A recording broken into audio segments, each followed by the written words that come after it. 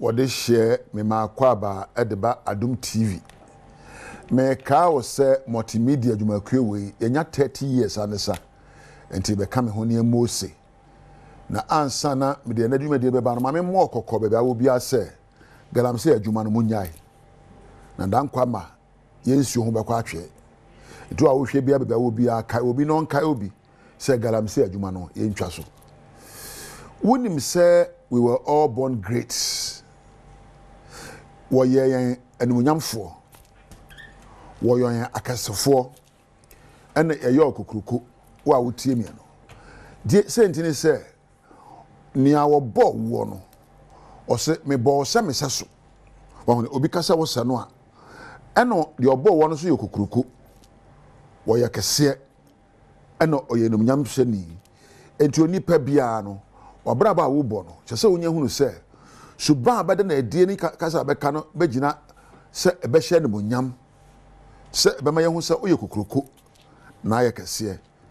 You see, a great life is a life where you don't feel like betraying yourself and others.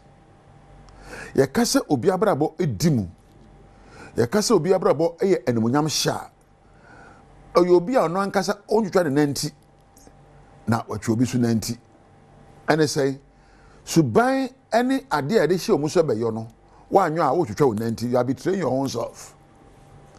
Enti pa bia no se wo do suko hunu nioma ye nti aba wiase ya abada na ade mama wada sonko na wahye ne monyam ama wo wura na so wata obi akiri na nhwe ni penanti and na a great life. Number 2, and when a great life is somebody who can love more, who can connect with people and show love.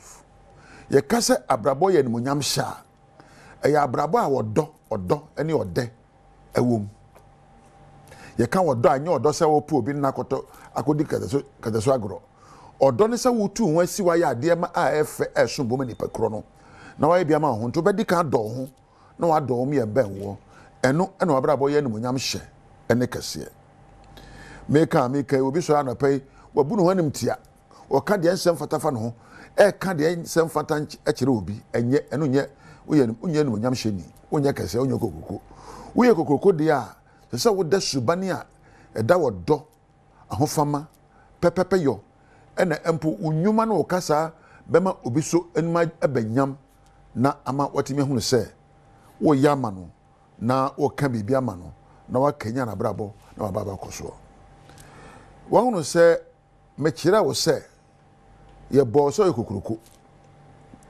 ye boso abrabo ye nimunyam hye na wo ye okese wa nhwe ne yie na wa nni nioma meka achi a abrabo be sa akoa bi na bema ekom ya de ne obre na beto abrabo ya na yesu ye bre ekom de oni nyina afiri se ye jai subani a ema ye kire se akesefo ene ye suban kire se ye nimunyam hyefo ene ye jai kokoko suban ene afo se be nkoa suban wotan awraho abufuo nantitwitwa ena empo pesemunkuminya uye sa de we a ema onya kokoko ntina de ma memfa we nyaaw se ye kaso obi kokoko a oyo obi a ontwitwa no ankasa nanti ya woda subani a eda di se onyankopon so ana adwuma to so mienu oyo obi a woda wodo adi ne kasa mu ne ne yemu oyema ebi ka obi waka emebi kan obi ema obi abrabo epagya koso ene de ma men kan kire se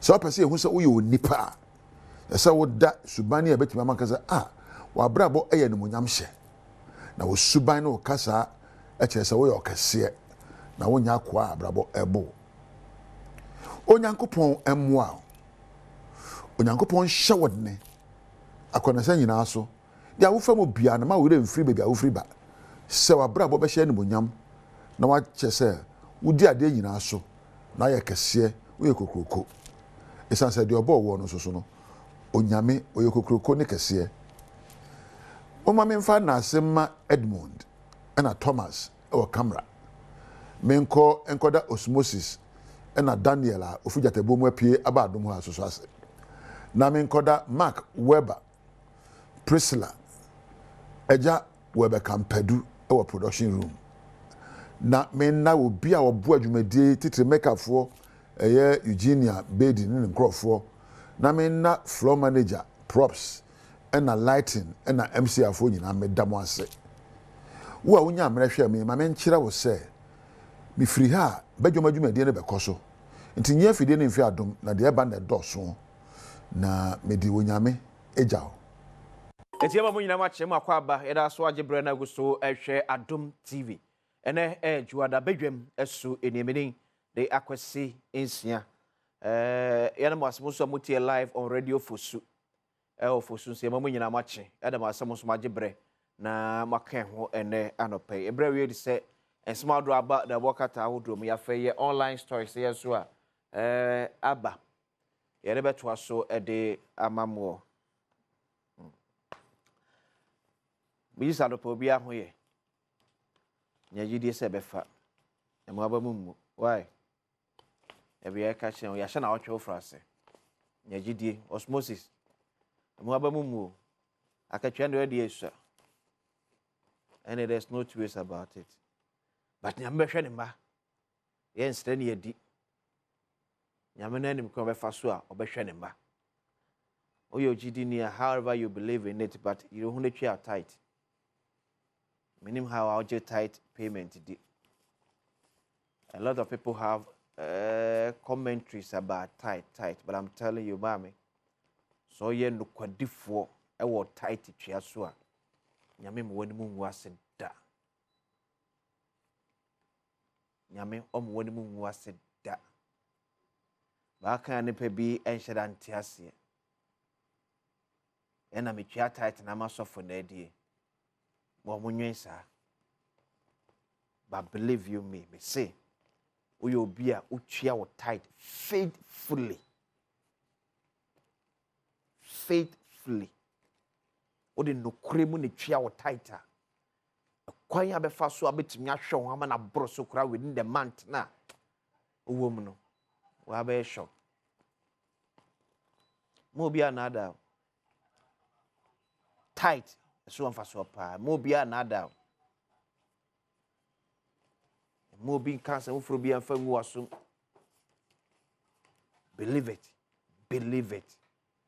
na tight uchian faithfully you also get 1000 you also 100 Ghana ko 50 Ghana and when you akra nkeye be faithful to God now God will be faithful to you. And ye kodwuma kwa akoton ne mada bia mekam se ye na ye ton ne ma wodwum no emmom mpa ye ma business nkwaso business nkoso ba wonso a eto ade won chen fo mu no de himo gyanim se urade ne ma obeto de afiri nche okọ a onso nya atofo ka omo no se yetimi to a no ba beto bi afiri ho bi emu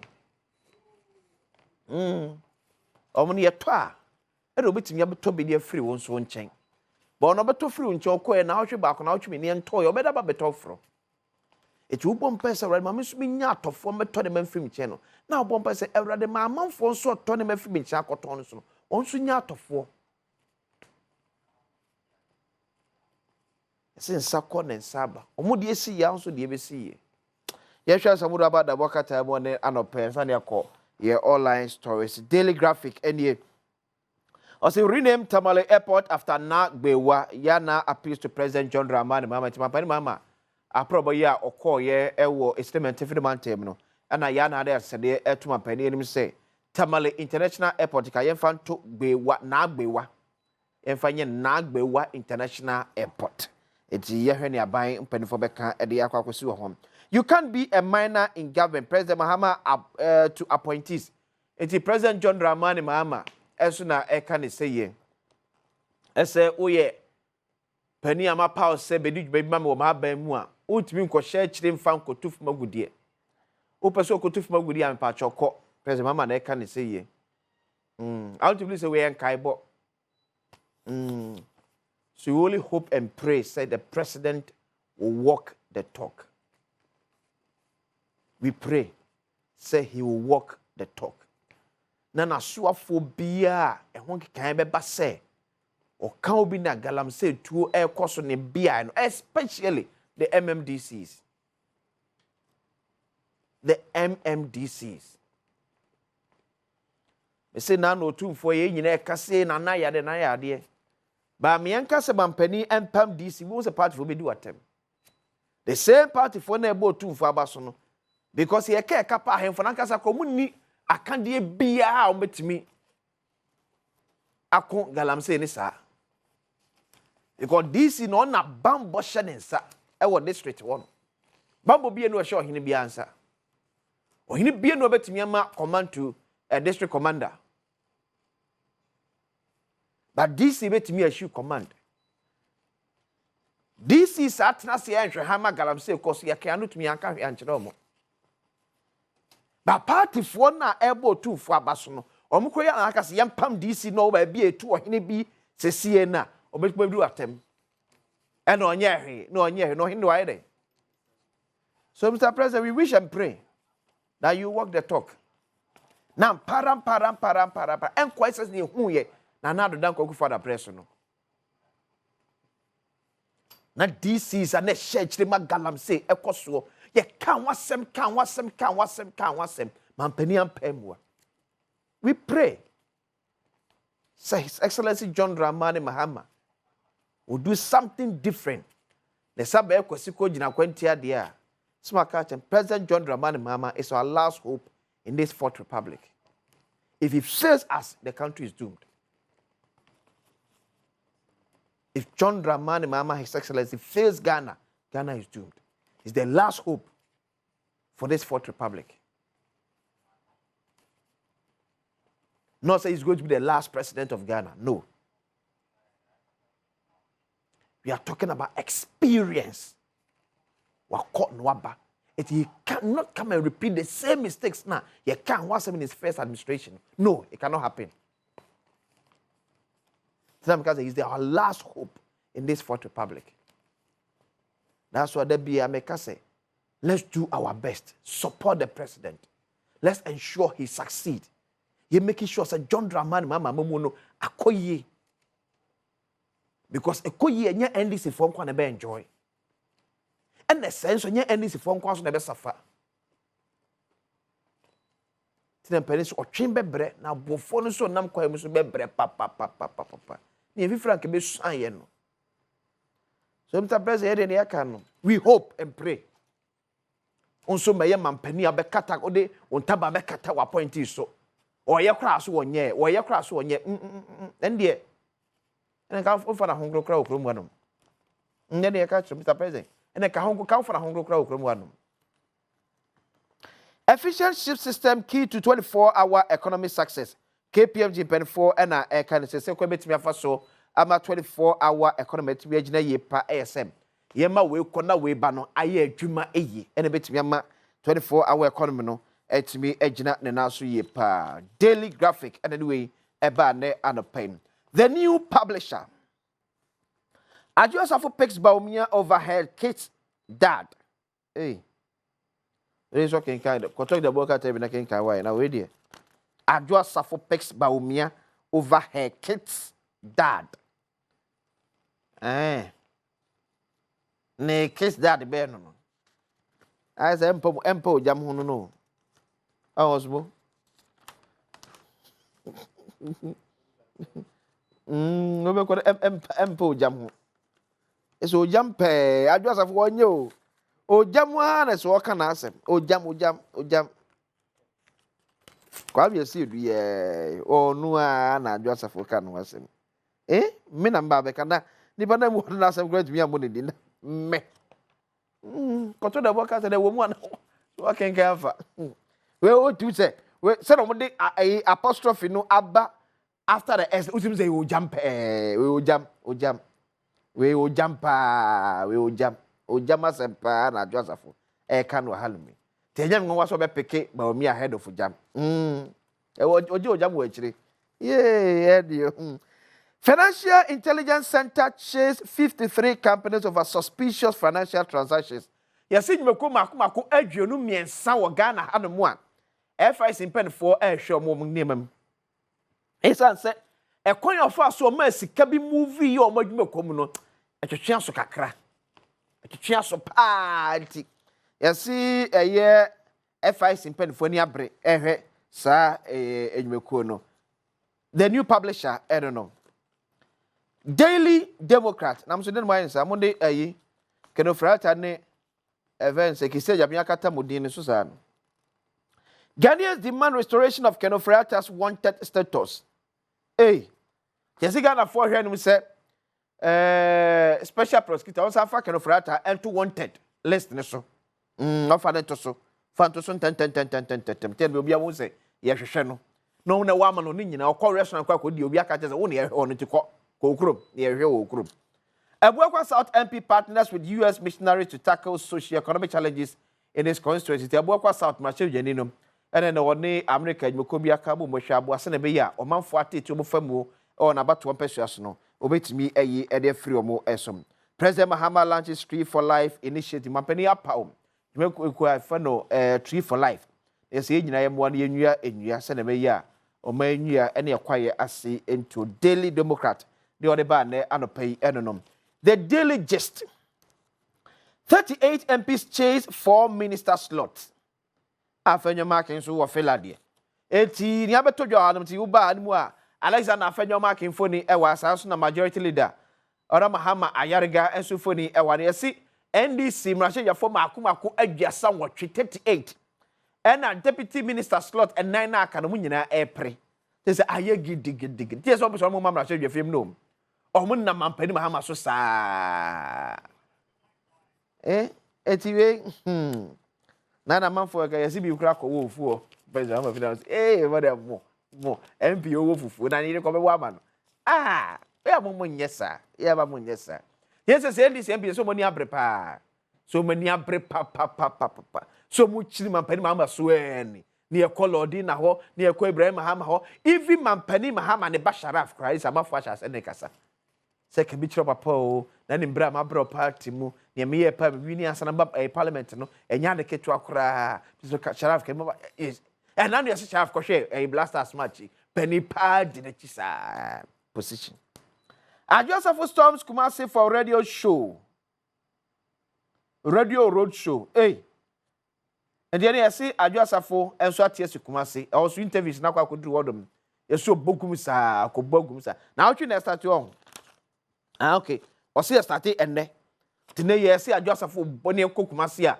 obetwa Kumasi sa na o ye nkran no o kwa kosem adwe kosem o Kumasi TMPP fo nyina ye Sara Ajosafo yeso akodu Kumasi se enura enwere no num aba pounds maduanan num ena no flight ni edue wodru Walan hotel adwo siesie no do pay okosebu sa na otwe mu de enya ne ketu akora Mike Okwe runs to God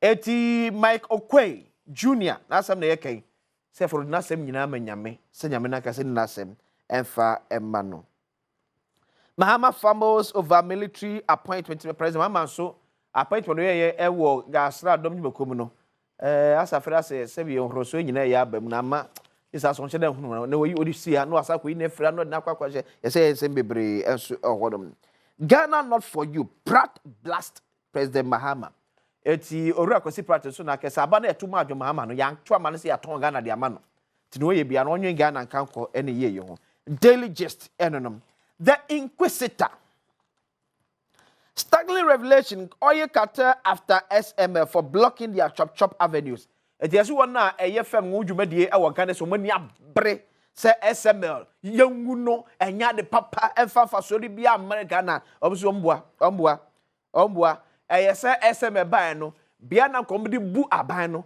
e na SML abe block ni nyina ntia mo madwa kakra o manya de no o mayi ni nyina face ni nyina ekọ aban ehodom etina mo adwa sa no Addison the spy on mask. Ntia Dr. NS Addison enkane amrade magana skakra bia bata kase no. Yesi penny so oti the fie nyina o the CCTV cameras abo Bank of Ghana. Eji se ukodwonso kra so oni fie. Ukolidi, o boy besraw, ukrutu aduane braw, udi sika bi to obi account mu. Yesi NS Addison ti the fie ye o heni nyina. The boka tene bosa amade. Ghana to have the best tolling system in Africa. The Rose Minister Soneka said tolling system no ese bebiem. Ibejina kwa so ne yatwa se ne be yaban be koso enye sika e de SCC ya kwan ene ma odo a kan wo The Inquisitor ena e de e bae The Ghanaian Times the bokata enso enie Western Region Chief declares support for Dr. Obin to drive petroleum hub project enti na man for ye wo atoemantemu and so no chitai e kwade ama Dr. Obin Tony Obin Anthony Obin say obetimi aboa aba petroleum hub na mapede ne kono obetimi ahwema bibia timi ewie peye de ama oman. Government releases 265.2 million Ghana cedis for leap beneficiaries. March 31, April 1 declares statutory public holidays. Etiasi aban so sika 265 million Ghana cedis fan so wona sabiu wasetem enko ye asene. Yef bosumesume ntuayi enwana made mo no yemfa emma omosam. Saa so na aban so afọhwe afisem so. Eso de krata aba bonte na betuja say March bosume de to so aduasa baako. April bosume da edikan ne nyina eya afofida yemfa ntena fie. Mobia enko baabia ne nyina enwam mosamifo afofida ye oboba bedino enho entia. Deal for printing industry 564.6 million Ghana cedis to remain in economy as textbooks will be printed locally. President Mama so na ka say afede ye books out there printing fanko amanone ye be printed haya. Na sika 564 million Ghana cedis atade ye printing no ni nyina ka Ghana. Na Ghana so akoso enye sika sam. 7 million seedlings to be planted nationwide. Mama so abeto so. Baby ana akufa do esiye no. Onu so edua enua maako opepem nson. The Ghanaian Times and the way ba na anopay. The custodian. We have built enough buffers for DDEP payment. Eti finance minister so na ka say wona aban mo musika ekem nkoto aban coupons mo musika ekem no. Oh so mo sieso mo chie. Eti bere so se echi mo ka enche kura eni na ni nansa. O mo sabe ka mo musika saa. Dr. Atoforsin ena eka ne say. Law professor questions Addison's house raid. Peripebi also be named di amamremu. Eso ne bisa say di ne ba ye ntima national security pen for body pia eye owura Addison fie eso me kosachi ehodom. The custodian edia or the ban. Okay, background about say privatize SOEs in competitive sectors. Professor Bwadi advocate. Eti pedi ba ko kira de e wo gempa eso ne kasem. Se aban enhwe aban nwakwonim ne airborne ho de pade fama ankrankra. Se na bia de modern mo betimi akọ animu ye a chen se ne ye hu no. The custodian enom. The news center IGP pledges to address police promotions welfare issues. The IGP so about Christian Tete no small can no. Say police for nanka promotion akem no behwe SSC ni nyina. Ana police for some welfare akach dem ne otimi amomo na homatimi atom na dan pare apreso aye no obeye ni nyina ma bibia aye kama. Electrochem targets $25 million in plant IPO kenti. No so e wa hanum. President Mama calls for new approach to planning market. Iti President Mama say that it dwana na yesi na twem. Yempe abef ko befa so besi dwase na be ya. Arose mi sa na si kuma se na bitu ya. Ebetimi esia no ententem. Fulfill promise to revoke LI 2462 to ban mining forest reserves and withdraw amendment laid in parliament. See also tell President Mama. Iti President Mama so shebo so ba. LI 2462. Yeah, ma kwasa ma fu betimi akwa ekwa ebrentum. Akotu fuma gudie no osuma pani ma for ose enyo na sa airline no wonyi enfefro enene kine ye na eno achi sa amendment no de akosa nke yenye sakra wa mambrem no onyi sa amendment no fefro no na aja yenyi emfa enfro okra se na be ya amanfo ho betimi atom ne enkoye mine wo ye kwayem kwekwane enko Adum online the Akuma community crown winners for 2024 Asempa FM community sports quiz no me no said that Akuma for na a win year. We made enough for maybe. Our country can win year. Eti that Akuma for na win. Adum fire victims protest KMA NADMO's redevelopment plans. Eti yasi Kumasi Metropolitan Assembly NADMO say come say baby a she no. Ye dwiri gum ni esi ye ne kama. Enso yasi adwadfo say there be. Amon try yenimo. Yenimu asantima yenimu asantima ye mama try cry yenimu se mutimtim. Bono regional minister wants violent conduct in chieftaincy issues will be dealt with seriously. Eti Bono regional minister say ahini man so twi ya koso ne mantem no ubi a be fa se ho ebom ti hye takra odwom no omayama mra enu bedi ni yepa meka sa no pesike osika ewo mekwe Eric Esiedu at the first robber bro to be nyina say dial *281 hash *281 hash, selecting option 4. *281 hash. No selecting option 4. twagum saa ba ko bi betwa bi 5 Ghana cedis ye ma 1000 cedis anopa ye me koye erekese edu ebe ye obewi a o twa 1000 Ghana cedis gide ko twonum kodidi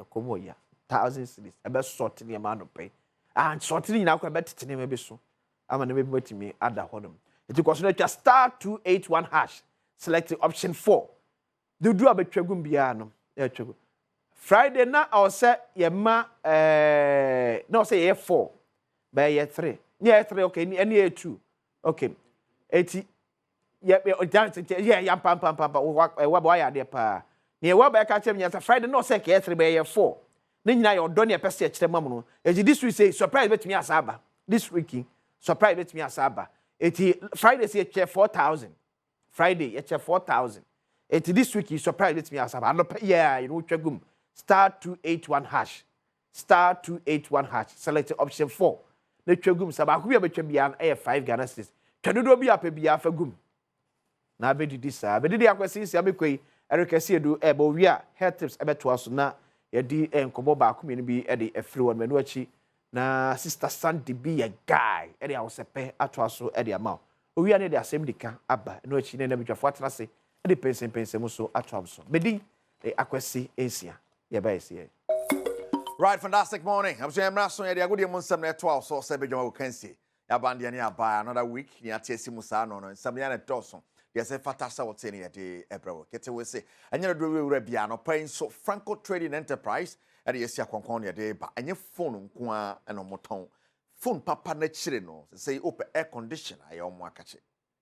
Open. Aye CCTV camera aye omo.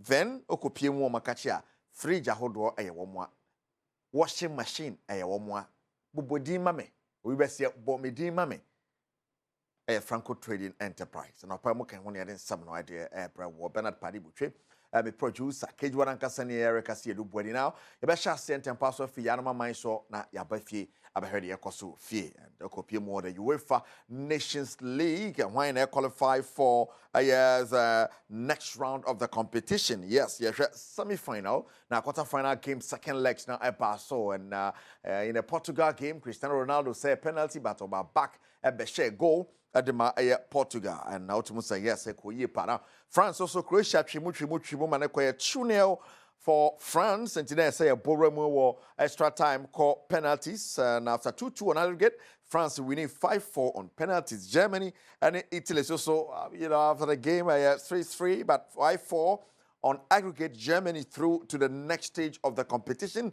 Portugal 5-3 on aggregate. One more at the Comenim.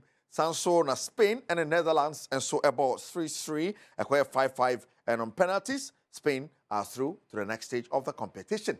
We NSN results no see a coyer in the UEFA Nations League. Now, other games based the UEFA Nations League, or SNH City no a playoff, and no be more personal relegation, where groups are hold one ultimate esha na call the next group. We are A1, A2, now but B1, B2, so according to the FIFA ranking, and a better group I would them. To one yard group man or drop it to the group I all beneath now. Sani Yenisa, that the least group and our last group already or we are next one walker. We are the first one for about the other group and I said the next group when him teams when him on top teams they will not become on Quampiasono next season here. So when the teams are in the next round of the competition, but they can boss the amount as semi-finalists now are pied that winning games are and also a cause. So they say sharing some.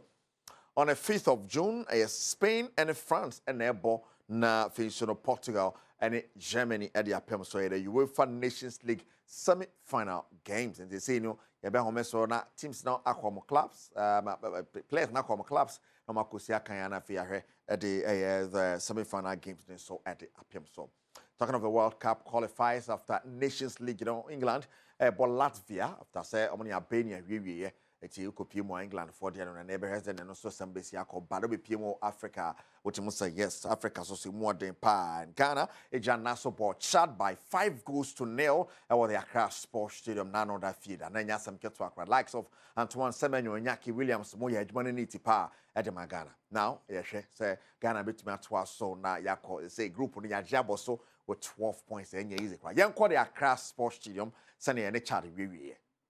5 and a Ghana to me and a Charlie Wewe. Now in our group, Madagascar, yes, Madagascar fought me winning on game over Comoros, and of course, Timu say yes, now I know pa now already no Mali so Central African Republic in the Chad, and no group now. The same person send a group on this year ahead of Ghana, ye game and then you at 7 p.m. on our screen to see Ghana, see 12 points plus 7 goals. Madagascar, 10 points plus 6 goals. Comoros, 9 points plus 1. Mali, 8 plus 4. Central African Republic, 4. And Chad, 0. It's in patch away screen is this year. Na Osha, na Sane, Siete, Ghana, leading by 12 points. Madagascar, 10. That time patch that's so. Now you who said that's what. Na young Quenim.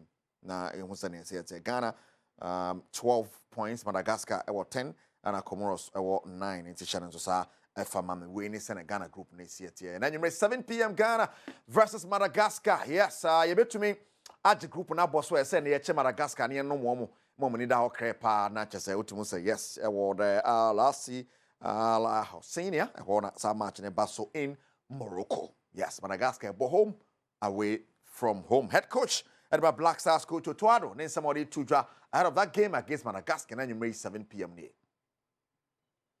Yeah, I think the most important thing is that I know everybody's excited. Everybody was happy about our last win, but we still have a long way to go, and we need everyone to be on their toes. We don't need 98%, we don't 99%, we need 100%. This is like a small final, and if we win this game, then we're really going towards to qualify, but it's going to be very, very tough. We observed the Madagascar team, and they have done really, really well, especially in the last game. So they're in good form, and it's going to be.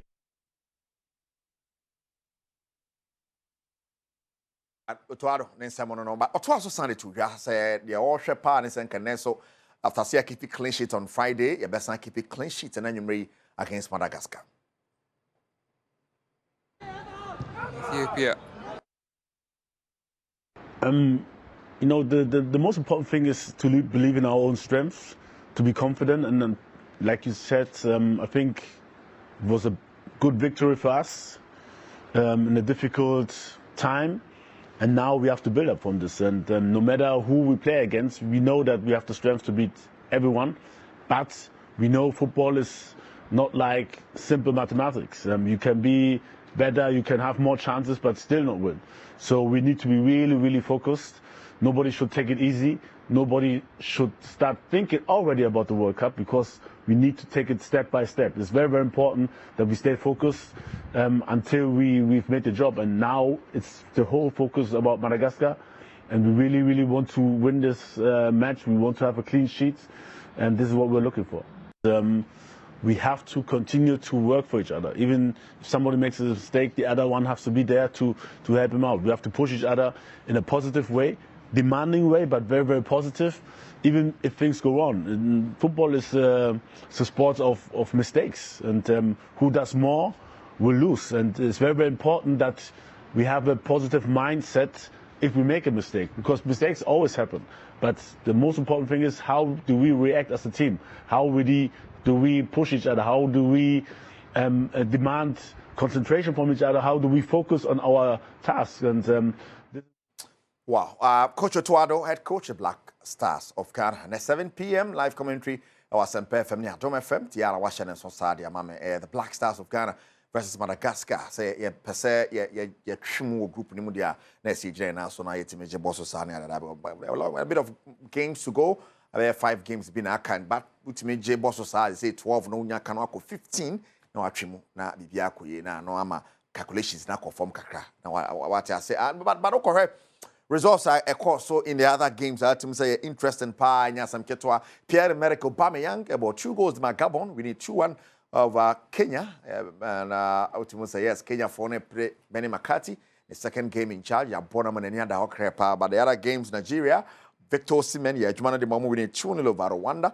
Ethiopia and so etna Fiji be born 2-0 South Africa winning 2-0 over Lesotho. Algeria about Botswana by 3-1. That game see yanko highlights kakramra. Right, so sane de masikoye in sa game see we yanhwa other results are also in Africa. Na yanhwe na fixtures bi so be baso. Etienne Western fixtures next week here. Burkina Faso, ni Guinea-Bissau, na Ethiopia, and Djibouti, Congo, and Zambia. Na yɛhwɛ bɛba so but okopiem the other game at the Nigeria game ya cancel Ivory Coast ne Gambia and yɛn nyinaa bɛhwɛ ne mu sɛ betumi aba so World Cup qualifiers and so bɛba so Ivory Coast ne Gambia. Well, I'm catch on Namibia, Equatorial Guinea, Liberia, and Sao Tome and Principe, Tunisia and Malawi, the Central African Republic, Mali, then Madagascar and Ghana. We in Sanya fixtures no is here or Africa World Cup qualifiers. I don't want some abroad. Franco Trading Enterprise from Papa Fie and the appliance Sahodro Papa Fie and Franco Trading Enterprise. Yamada Ghanaian Premier League this weekend, March 25. Crowds of folk watching draw. Koroko Jan and I saw tonight future Basake Holy Stars. But Mukabakwa woman to me and say. The Corso and House of Folk. Now has a very House of Folk maybe Biani Gold Stars game, no.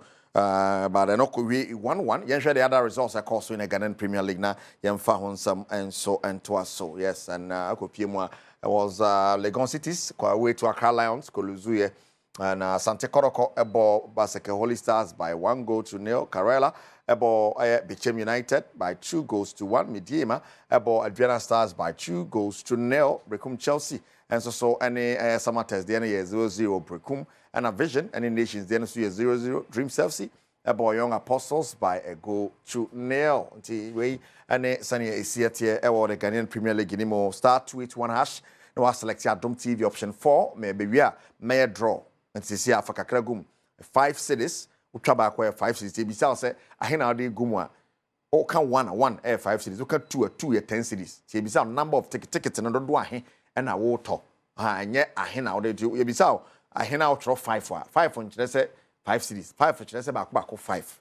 Ten on better 5 times 5. Tiano bako mienu and we are not 5 cities. No 5 cities 10 20. 30, 50, kaka, be na o number ne gum bebre. What's imagine so de sika de go botomo and chama draw no share so mame. Asante Kotoko LED table no by 42 points after match day 25. Motimon say yes, I don't know. Emu ya den papa na ye hwe say kwambia so no me de won some and so bebre wo ana as of me no ka say otoso 9 and nya bre pass of ka nya brigidi epese kwambia so no tumi efro na kwambia so ko table no so nti say no say as of betimi agi league no and say koroko betimi agi league no Brennan Krabia and a beche say the Kotoko after 2 consecutive draws almost to me eba back it to me eba ebe renew game as of and so a train draw I nya some keto akra until to say yes na me hwɛ sɛ me mount table no one send one some see it now nyina so na and then you anopai yamfa NC live on Adom TV and then na say wiamum ye de akabeto so ye prem to bra can see so Nokia Samsung iPhone no matter the phone me patcho Franco Trading Enterprise. Now, smart TV, tabletop fridges, Franco air conditioners, me pacho 1.5 horsepower, equals 2.5 ubenyebi, our Franco Trading Enterprise. CCTV cameras,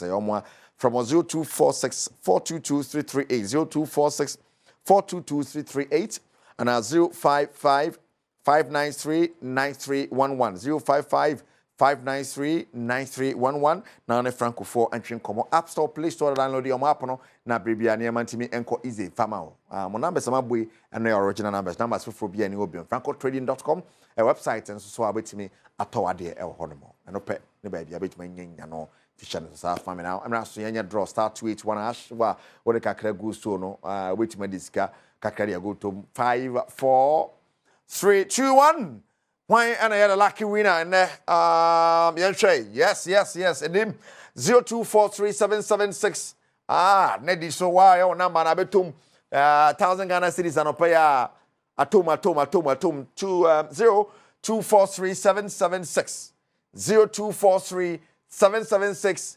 something that's once upon a year trainer yedi nipa odi ye no atom na kwambia so no what me actually some pasikara babetum because very important says kano babetum seba betom na bibia timi koye ga ba for diska gombotom pa un diska gombotom pa like I said on the city at April I play live on Adom TV channel some mommy say Okopiemu war the camp of a Black Star Seven Tornado appears and so na baby Jetta Samojan, yes, 2 former captains of Ghana camp Omoni Mokasa the common they are time frame na no Madagascar bomb game they've had enough time to rest Ghana born a feeder ye 2 year Kopiemu and then able and it was a time near short there but I'm professional players yen say into me enko NTI yes I know na kwambia so no yen say I want some besi akọ now manya me caller e wa homane so and I mean in fact nipa odi ye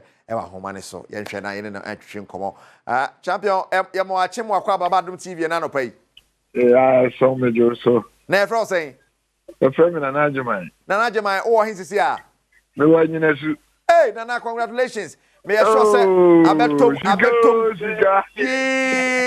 sika me kasiko sika o si twanedi siko sika jesu twanedi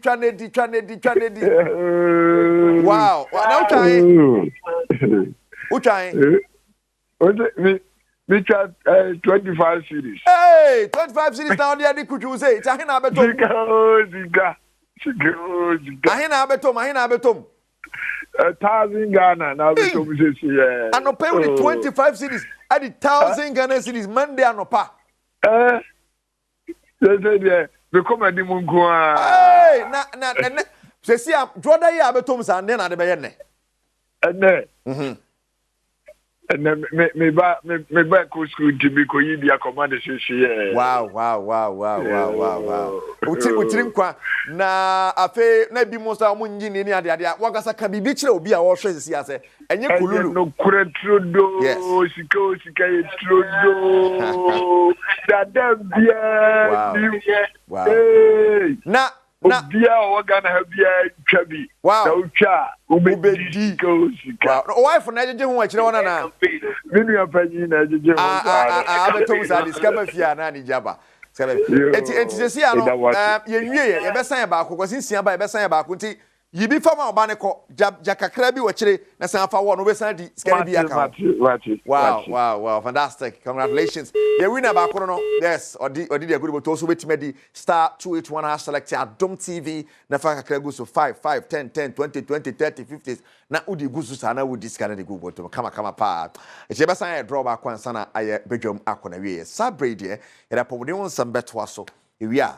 na ahosape so abasan Sunday ye warm up ye course of birthday na sing na Sunday e dey bro kama pa na dey Bernard Padi botwe ya me producer so one fan nan kasa nka kejua ne ho a haram kejua nan kasa ne yere kasa edu bodi ko so Badwam and then see more kwa Adom TV Badwam health tips so na wochi mu ye ba bedi nkomo afa aminoria eho na no ye dey conditioner e bedu say ye be hyase ene ye be wie no wate ase ti se bi e na wo go through there na what ho na mo fasadama endpoint homeopathic clinic won adaroma na yetumi ekọ ne doctor for enimdefo di nkomo hwe ya pom di monsem ti yare bia hawa for endpoint a obejo so 0244 867068 and then so yanya kwanya no ne na wotwe mu ye ne Dr. Dubuatin oye kofariba endpoint homeopathic clinic ene di nkomo afa aminoria ho titi ni ye 5 minutes yenche dog ya mu akwaba na bia boko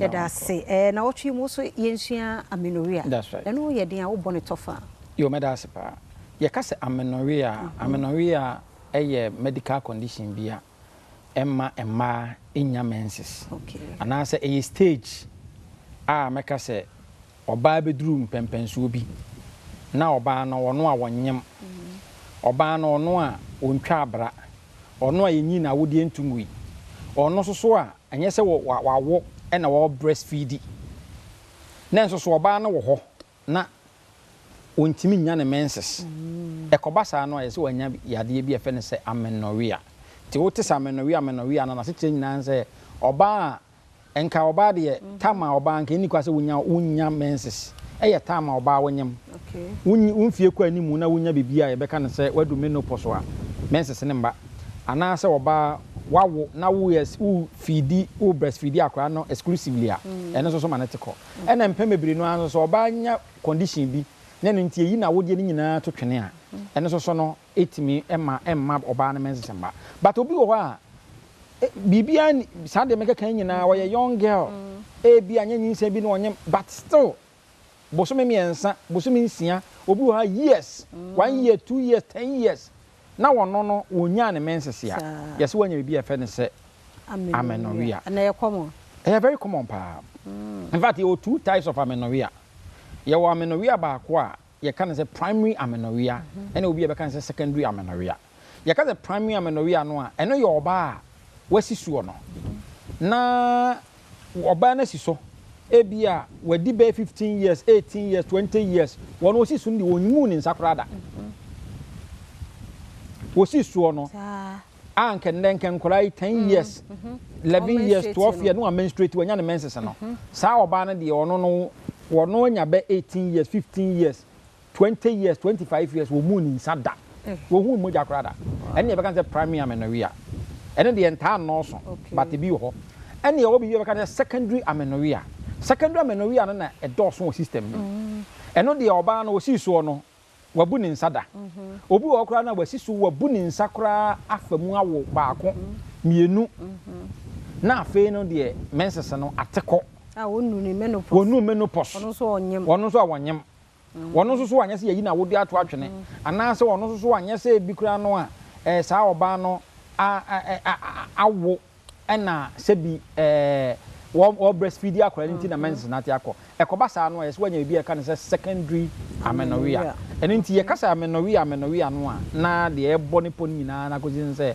oba ede na oba dum pempenso obi afi no wonya ne menses no na mum no oba nya ne menses so a eho hu tunsanso what I say ene nti ye kasa amenorrhea no a na chese ne no em se aha ene de besie na end point to me part clinic sa amenorrhea ye di hu nkomo ya akora ye hu free scanning ewo ya so ye bia oba owo chima mu hawo ana wonya ne menses bia na oba endpoint aso ye bia say ye spentest say ye takrade say ye kumase ni nyina no ba scan no ye free lab no ye 300 Ghana cedis sa no be ma so obeso check prostate so a scan ye free and lab no ye 300 Ghana cedis yade bia hawo bia no frame number na ye nhwehwe nkomo number no ye 0244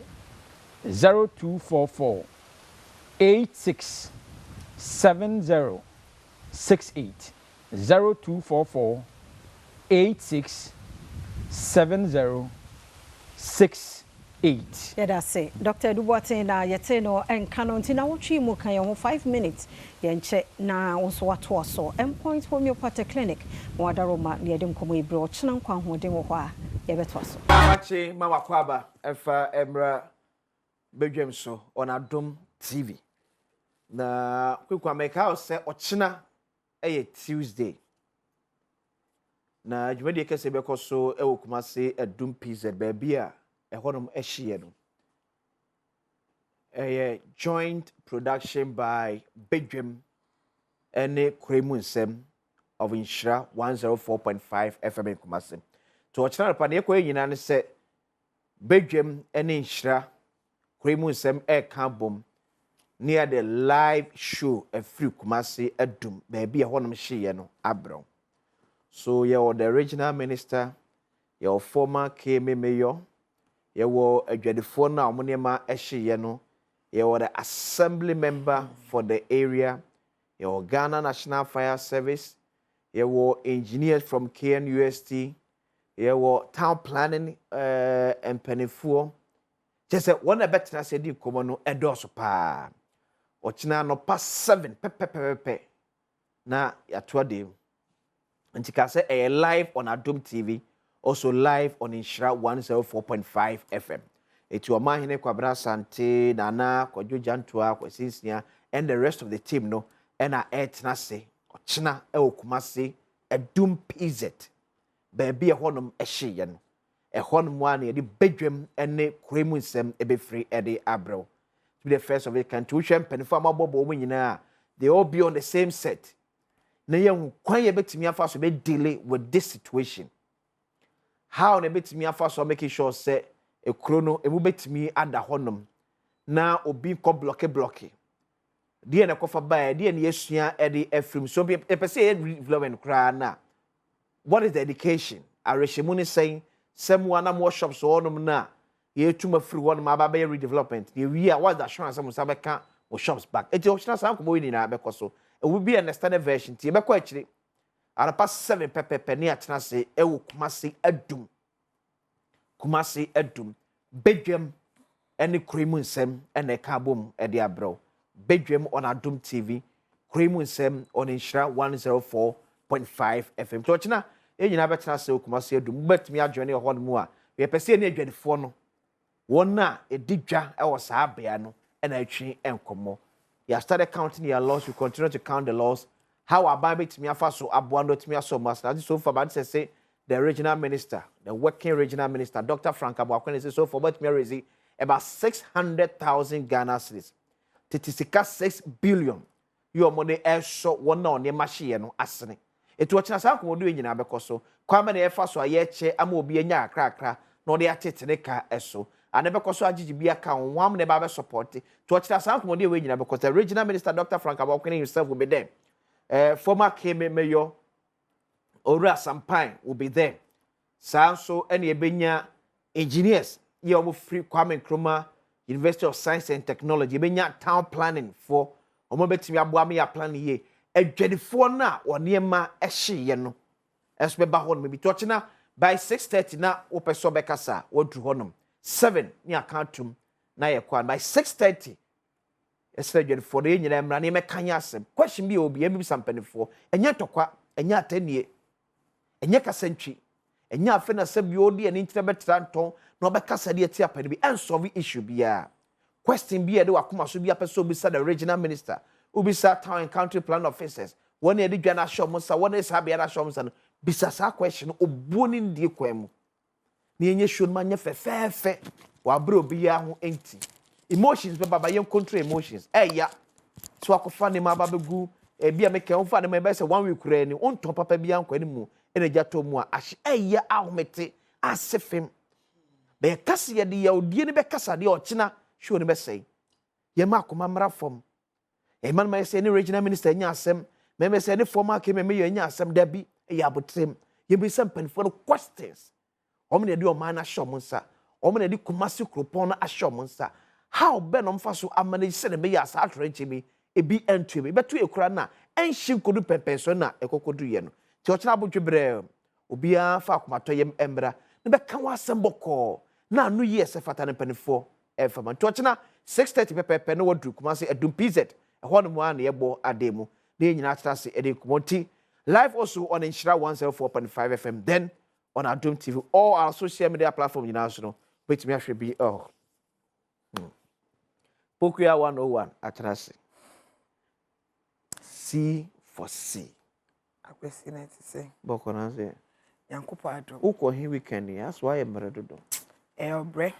Utu ukwo hin weekend. Man she da anko ba bia say ejuma na mofia na enu asoso se be ejuma. Enu am so be ejuma. Ai. Se dede na. Ena na mo abre. Se wo hwe nkola oba akofo uni house ko ni buafo. Te ne de ma obre ba. Man she da anko ba bia sa. Okay. Baby aye na ye fo sa meko no ensa. Wa anko. Man ko me krapo me ko wache. Baby a wu te nim na ya mete hia wo no.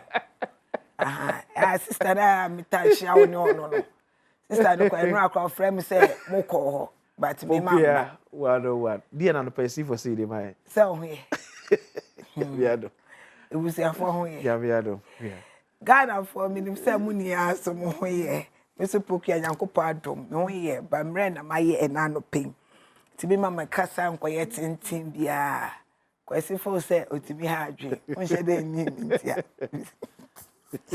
And then me the leave voton.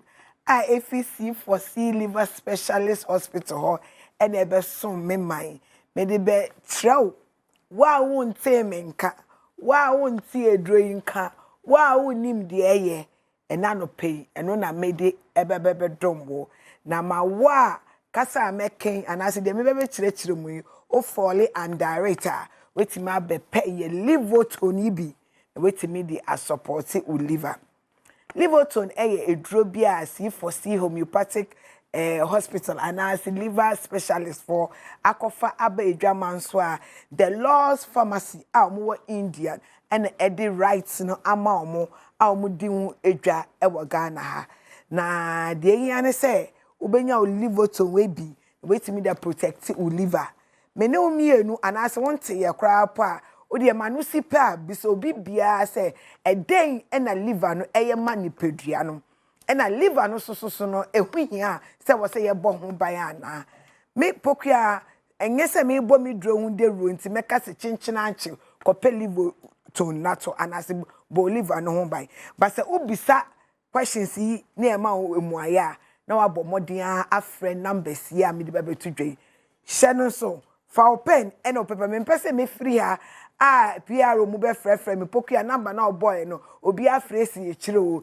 nti bomodi ana fa maye ansa na ma be kire mu eye 050 00 40 331 050 00 40 331 and as 050 00 40 328 050 00 40 328 liver idea ebwa papa one of our internal organs eno no ye the greatest and the largest organ ewe ye mu a ewo say ye bon ban liver ho touchima anase wo liver ho touchima uti ebetima ye oya o pancreas betima ye oya o pancreas ye organ ebwa regulate sugar eno na no so touch ma utiminya diabetes anas sugar ti me bafem anas sugar ti me kosro o gallbladder o liver won touch ma o gallbladder be infected no o spleen anas uyem ana large or small intestines so nsono nketwa ena nsono nkese no so o liver won touch ma etimi affect ne papa nti e wo se utimi bo o liver won ban ye pa nkanka wakoma because we live no eno no ade e ko mu bia no eyi bone no eyi papa no eyi bone no eyi papa no eyi bone na eye waste na sebio afa ye large intestines ni mu na ayede epie eto na waste ni bia so eye insuo so a efa ye small intestines ni mu na etima fire say na ye ne joso na epie na de enwunya se wo se etina ye mu no a distributor of various organs no it is a liver or how wo liver ho anas or how ba liver ho ana ujeja ho ma or how ebeso liver ho a 1 ubenya akoma yare 2 ubenya yefunu yare 3 sugar and regulate ye 4 unsono no so ho beto chima na say wo ankasa woni pedua na kasa ebeto ba ha nti mesro se e wo se wo bomodian se o liver no hu be hia opa na wahwe no hu so ye na wetima bɔ ho ba ama na di ni dwumadi a etede pa obebe bi sam se liver to nya pokua kite de na ebetre de na etre se liver we liver to eye ema liver de me pokua medi one dance ansa na mo amuni mi anas mo amatemenka mo ni me se me ye doctor mo ni me se me ye duro but de nti amafa liver to mi bo hu de ro ni say mi ankasa mi woni pa nya liver enlargement sase mo ma kan but for the benefit of obi a o hwe me ene any first time o wa o hwe me mi ankasa mi woni pa nya liver enlargement or the hospitals ekuku dab e wo Ghana ha answer ni be won say liver disorder as liver enlargement need do be say 6 months and onukwa po na for say onyem because no onye ni menses a season menstrual flow so no onye ni menses na after the yefunu no potrudia na potru e kese because what say liver and e say yefunu ase nti no large no na yefunu so koso nti until oye diagnosis ehun say e liver disorder no I ni liver na large no na it too late nti e dey to antibiotics so say onu mundro na pain no any ya o na e ba fam endro no sa so a na ama ne ho no so me sia no be ka ni problem kire me bona mfo so onyem after 10 months no ho ye na business asuma si aden no say o ma enye ni say you liver enlargement na menya e na me de no call C4C e ka mini pa ne boy na kwesi obo kankasa obo before beba see for see before beba see for see no aboka oba see for see so beba oka because one protect liver no yeah and a liver no I enlarge she dodo a month dodo a make us say edi 10 months dey more it's here the to tom pani so ye man diet plan and ye man live to the support here kwesi me say oboka and I see for see so nim say ndroni nia ya kraba inti ne bo e wo soro kakra inti no oboka ye one boka kakra po se mi ndwa menum a oboka more than 30,000 Ghana cedis but ni liver no esamba normal e ma sisia on konja livoton because when you be done no the probability for her to reoccur no is very high inti entwen e ma liver no touch ma protect liver no with livoton say uti ya pa me mesro so be hospital akwa check up because it's yare ni bebre wa ha sebio enam liver no so sometimes when timi ya me poku ya say me share space so but me timi aso de a na me yibu wona me timi dwamu saa obahwe no me time space ni share ya na ma ye okay nti entwem ma bibi nto ansa na wotutu anamo but modi asa obeba ya soe ho no akra ha ye wa denta SDA junction ufi madina na okwa denta usi we SDA junction go twem akọ the other side u the junction so bisa akwala ya wo ne na de bia me kasa akwala ya wo ne say enkwala krapo ni bebi asi for C liver specialist hospital no bo and a taxi rank bi wo ho de obisa mo so ko C for C e be kiro ufi mountains dodo wa so ba usi we SDA junction on seni faso a na wanante kakra bi won se C for C okay signboard ne bo ko e na afi de supristia ye wo ho meka ye wo ha na ye say ye pharmacy no edu pristia okay to be for example livoton say sabetisi other pharmacies I mean sabe can be ato most of the pharmacy won say e buy ye sheda anche enti no pharmaceutical shops no mu so faso and I say no omuni ye ndi dwa but sisi a no ko takrade a e wo takrade ni a e wo takwa e wo pristia e wo Cape Coast okọ asaman kese e wo ho agona odobin e wo ho okọ edwoso kumase e wo ho otinemu ko kumase obi bi opeli voto na to bia okọ edwoso anabantama specifically kumase oho na wo number best number ambe frɛ e wo so no 050 00 40 331 050 00 40 331 and I say 050 00 40328 kwesi mama fa baby a your hospitals no so wo C for C liver specialist hospital okwa kumase ase na medi kanka edwo kwa amo junction wa on e wo takradi fijai opposite the May Sports Cape Coast Green Hill opposite Addison Gardens e wo and agona Odobin opposite the Odobin Government Hospital no frame e was 050 00 40331 and I say 050 00 40328. Pokia 101 better say from C for C liver specialist hospital.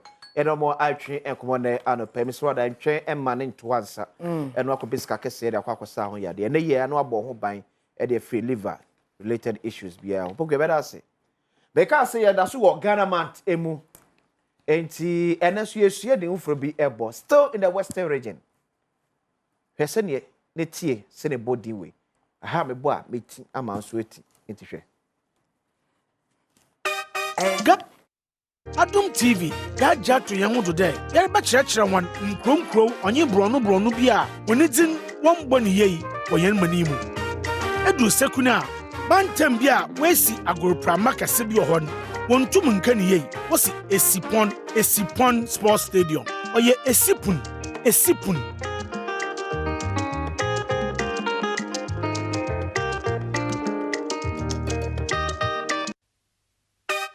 Ghana busumi Adum TV ga jatu yen hudu dey. Yare ba kire wan nkronkro onye bronu bi a oni din won bɔ ne yei wo yen mani mu. Edu sekuna bantem bi a wesi agorpra makase bi ohon. Wontum nka ne yei wo si Esipon Sports Stadium. Oye Esipun.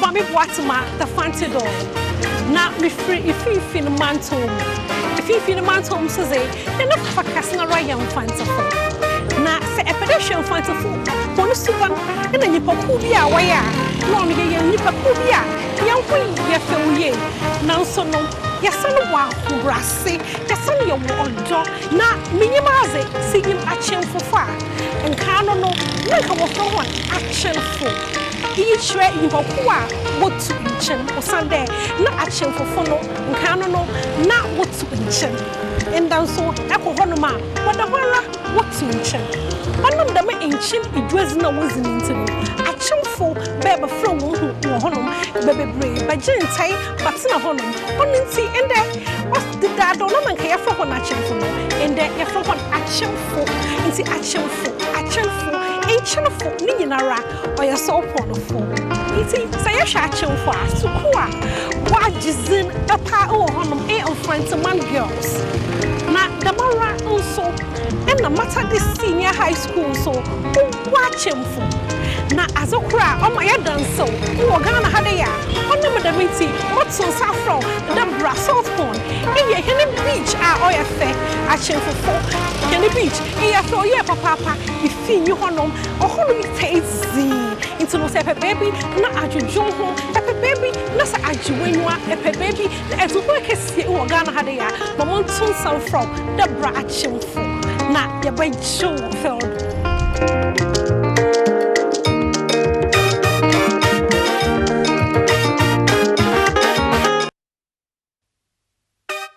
Ghana Busumi, Adum TV, Gaja to Yamu today. Yerba Churchrawan, Nkrom onye Brono Bia, when it's in one bonny ye, or Yen Manimu. Edu Sekuna, Bantambia, Wesi Agropra Makasibio Hon, one tumun can ye, was a Sipon Sports Stadium, or ye a Sipun.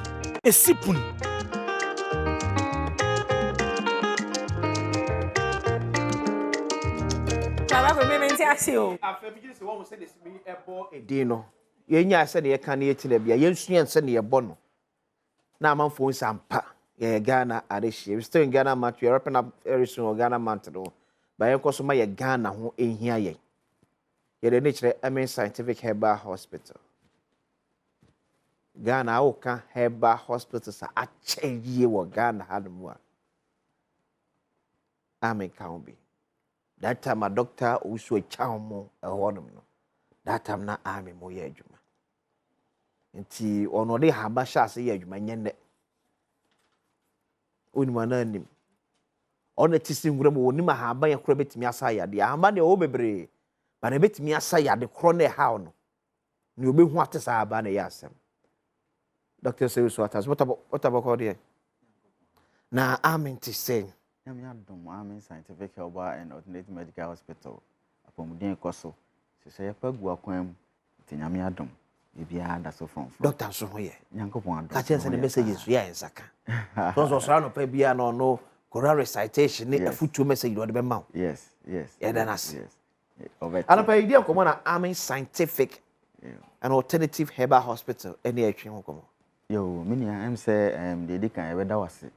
Na ya chia wahwefo ene Ghana fo nyina na ne Amen Scientific ye won hwehwe from kokura afutu ana nkyerɛkyerɛ fa peptic ulcer disease ho na before that no say yegusoa wo Ghana manti mu na Ghana fa ho de ebosomi ne nti Amen Scientific de hwehwe egu akwan mu se obi biara mra emepi mu Amen Scientific no no nso emeje na pomudin ho fa ahodie esan say apomudin fa ahodie no very very important broni beka say health is what say apomudin no eniwo anenkoyi a usi dan kura na wako na waba na usi dan na wonya bibia ba fie se ko ba ne sa na problems no ya adoso na efie kura ya agija ti Amen Scientific den hyehyɛ yesronko agu akwam so bia momodin mra emepim ewo yaso ye ne mboa no nso onya apomudin ho fa ahodie na say yehwe bibi te say peptic ulcer na okay ade ba ko a di omanfo ni nya pa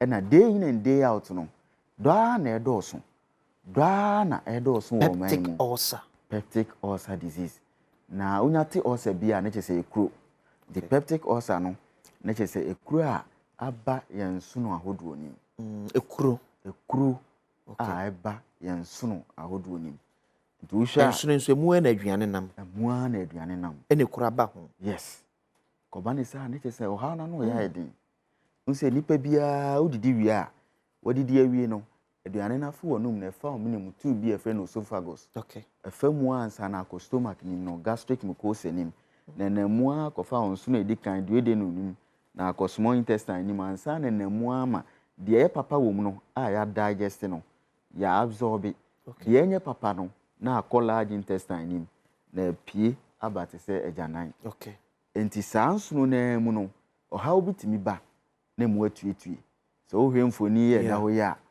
na chese o ha obi aba ama yafunu no emu atutu tokuru anase emu ayekuru enti o ha na aba no ebetimi aba ewo sebi esophagus nim eba ne sa type no ye fe no esophageal ulcer okay eba onsuno anase yafunu chenchemfuru na ankasa mu a ye fe no gastric ulcer ansana eba first part of the small intestine duede nim na ya fe no duede na ulcer okay nti na che se ulcer no ahodo miensa pa edimu akotene eni yes okay eti obi bisa say die na be kwa kofa sa ulcer di aba me dem nsem ye funu de me didi de agum die na afem to na ye ka chem se kura beto me nsuno me funu em se ade ba ko ewum ne se nipadua no se udidi o wan didi o ye produce bibi efen acid hydrochloric acid HCl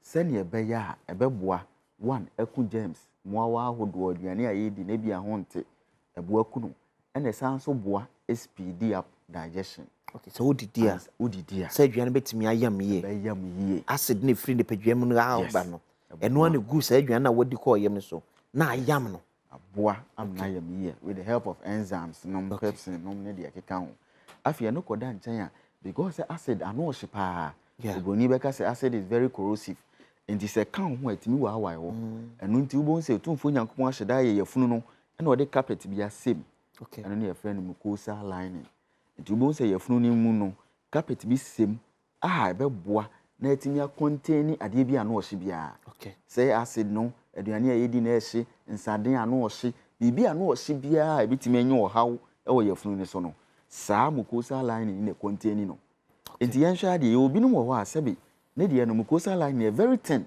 ne chese mu ha ekoba ne saa na acid anasa de ano hye kakra bi kamu a bonze timi wa mu na mu akoye kru okay ye obi no wo ha ne de no acid production no too high ne chese ono no acid no nka normal range also produce no even oye mane bro so nti wo produce mane bro so saa na especially when say ndidi brano a nyame amo acid ne benya direct contact with the stomach lining bonza afia titimu na say ebetse any carpet no yes na akọ ye funu na nkasa that's continuous ndidi brano no sa pepepe because acid in the bia de beba yes ni control acid ne bra eba yes de bia beba o se beba nya bibi sudigu say ye aduane na timi yam ne ntem sa meto aduane brano a ebetete carpet na sim no eti ekusu ba ko mienu miensa nan ko no na afa tete na na akoka ye funu no na afi mu atukuru nti se wo sa ye saafo ni bia wo produce acid ma ne bro so a okay na ye se wo chance e betukuru no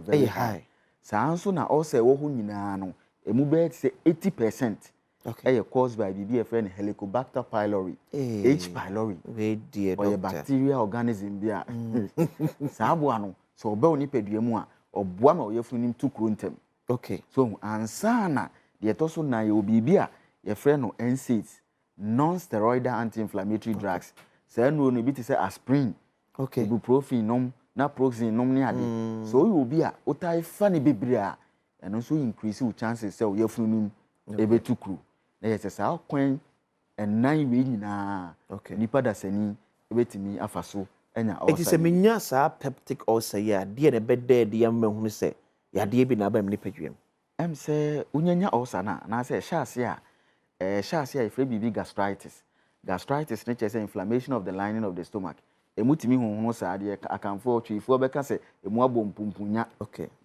mu honhono sa ape na afi symptoms ba ko mi no hyase e dedi nti wa ampe ho asemu ani na nya tukura ene ne oma bibiri the dikan otainya pins ewo yefunu mu okay ebinom de no na etwebe wo mokoko so saa flaring etwebe akoko so saa ebi so obon saa afi na afi wo mo hyehye wo mo one way obeka say heart burns we nya na koma no efre bibi ged gastroesophageal reflux disease acid no froba esophagus no froba soro nyame amo ano ohye na ema osa burning sensation no enye akoma ni mu enye akoma no eye wo bo no so eye wo bo ne so ho okay na ehyehyehw so hu esophagus nim na ebi ehyehyehw yefunu nim no ehyehyehw froba soro okay nti afi yefunu nim timi ye o ya du ba ebi mu hyehyew afi wan hwe ye bi o wa na afi obofunu abofunu no timi ba na afi omu a ofe etimi ye na aye kese nti obi o ofe a behu moja wo okay ekwa akodu ba ebi afi de na onya diarrhea yefunu no aduane to mu ano orane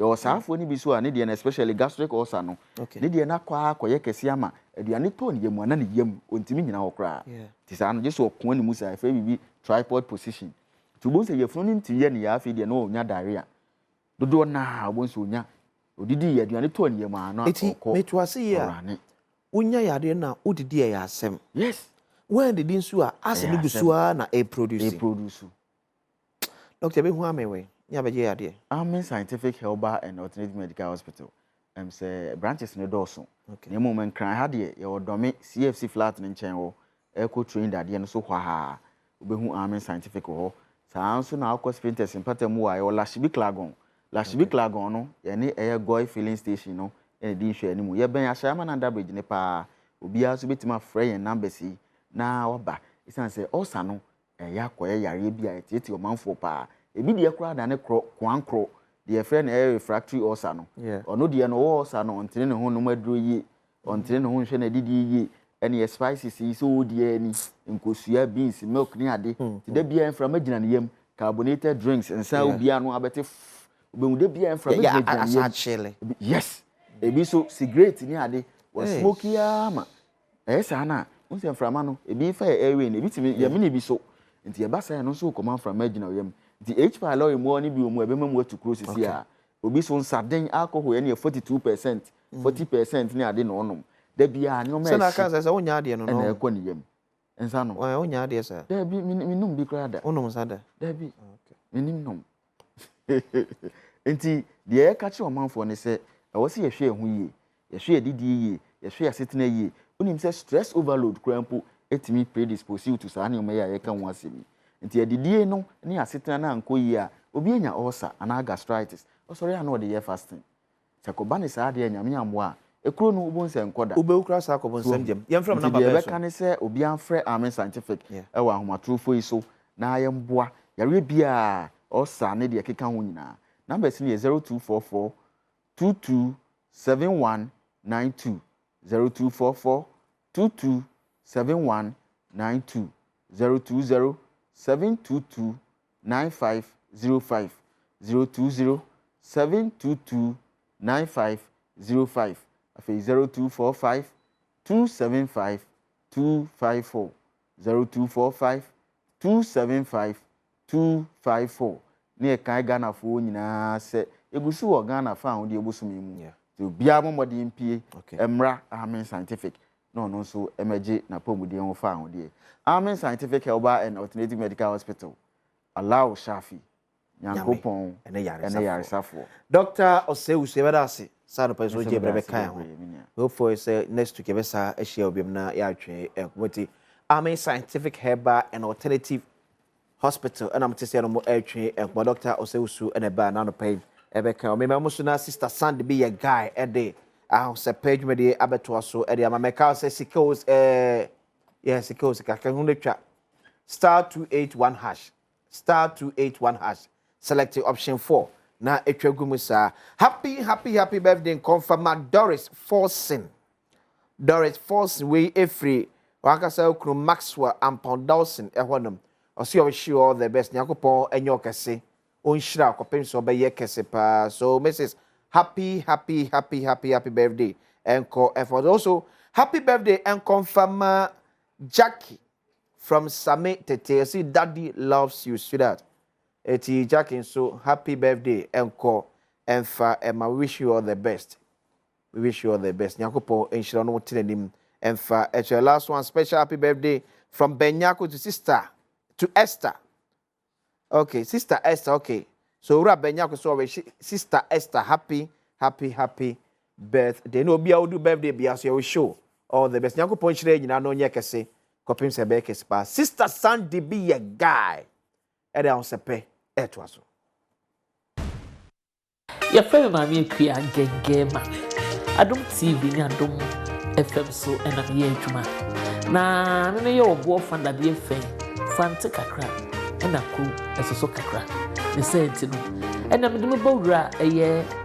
Kwa umai na kwa umai ya wonyoma bebrebe ewo ya wo enkro no so ahodo na kambom e mane ye kwa umai na boka kra bi ya wo obo ya wo bitifi ya wo bome ya wo prayer so atibie ene de keka ho na ni nyina mu no ne makwafo eda nso epa enso so ene say won nya ni dimu eye different bibisa wase monument tojo entojo eye mankani a yatoto ne yatwi yede nwo aguso na enimako kakra etwim ena afesu so no eye fufuo sane fufuo aye popular wo Ghana heri na ne fa efrikwa fufuo na ope fufuo ene krakra a eye nkwan papa dia ene ekwawu ena obenya no timi invite o Ghana manti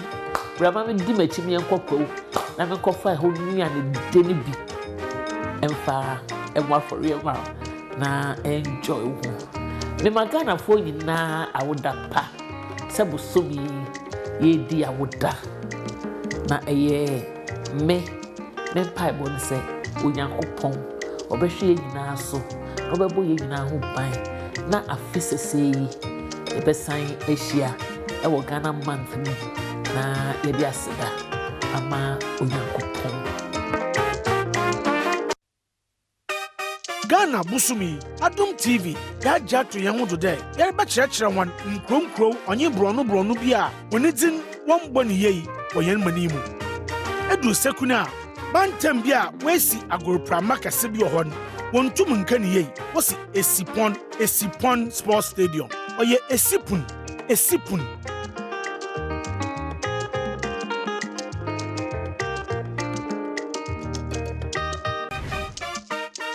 Edia me jiso ene abena popoa rennie mfiri apoye mantemu kwawo ehun komo ena yebedi koman obade adom ye nyoma fefe akese se ebe no school sa koman wo bebre eye entoaso school no ye won kokko senior high cosec ya me wieye ye wo St Peter's Senior High School Pesco na eba no sua pon so a yewo Presbyterian University College ewo Abetifi ena yewo Abetifi Training College Abetiko ni nyina ewo Kwauman na ensahwe bia so de yewo bi pa Kwauman ewo Stone Age Park ewo Abetifi yewo Chenrase Mystical Cave esewoni se obeba yesanso ewo Bruku Bipo ye no so tafokwan mu ho ena obehunu no efe pa esewoni ensaw katre yewo Ojianoma Bipo no so eho no eye paragliding site Ghana ha Ojianoma nko a ena obehunu bi ade fefe yewo Kwauman edroson afasa yedie eye kwasidaye enna sayeka Eastern so dia obi anim eye kwawo Easter ibra na be hye woni so ade ewo Kwauman mu sayeka sa asase aban a ye giso yenti jai obo ba Kwauman nie Ghana man enie Adum TV so eye ahwemanim ebnada awia bia ena no sia anwure mede Adum TV kasebo ebebrewo Adum TV ye wazoye Ghana busumi ye be somo sompa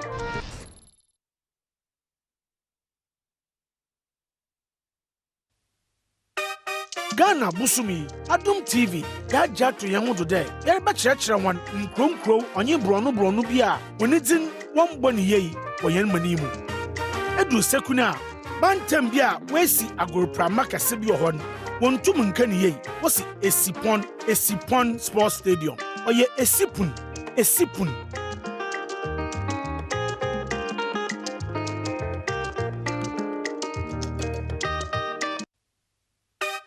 Ghana Busumi, Adum TV, Gaja to Yamudu Day, Yerba Churchrawan, Nkrom, onye Brono Bia, when it's in one bonny ye, or Yen Manimu.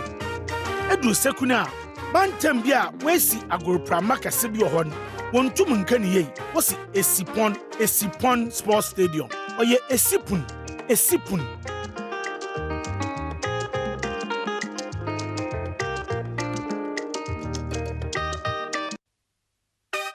Ghana Busumi, Adum TV, Gaja to Yamudu Day, Yerba Churchrawan, Nkrom, onye Brono Bia, when it's in one bonny ye, or Yen Manimu. Edu Sekuna, Bantambia, Wesi Agropra Maka Sibio Hon, one tumun can ye, was Esipon Sports Stadium, or ye Esipun.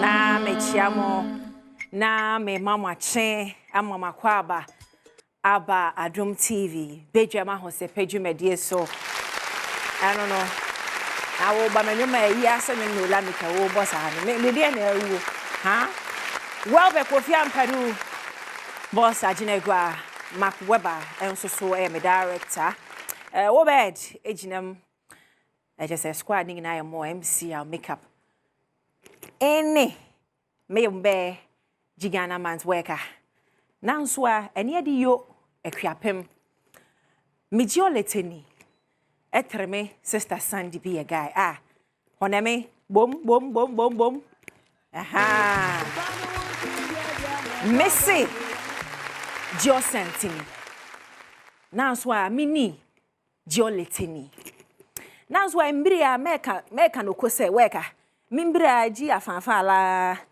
meka motoko ala weka michu amo bosumase na so embria medi bejim broken ala ya meka nyina ne se me yakwiapem latani na me papa ya santini na me maami mom efi yakwiapem late ene chemisima kakra na me fa wonto me krom late Ghana mant ene medru yakwiapem akwiapem mi aho ye fel bro so ola bonsema yen yake akwiapem chi na akwa akwiapem mantem bi so a ebi mo so kakasa foforo bi te selate te se mikrom late ho se wo fro lata meka se pepo no so han fro pepo no na yen to akwiapem kakra wo be hya ase every ebri na nim se ebri wo ho na so ye wo kro bi so no so de ebri aha me sure say na won say de na mi kiro mu ebi mu ka na brew e ne say brew na o ka no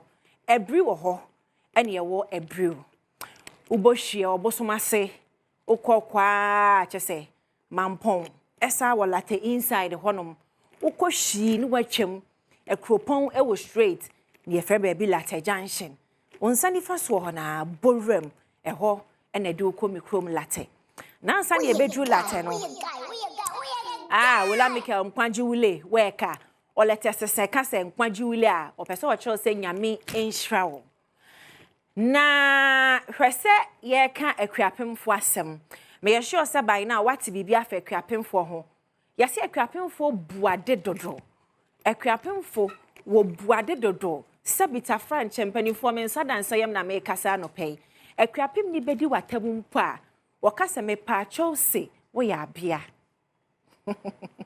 microphone no ye buade broso ti edidi atempo ye de me pacho se she nim ansa na ya to bia ma ho ata eti fami ye nche nkro kakra some nice places wo behu micro makwiapem kwan ne so ansa kwa na wadru mi diem late na weather no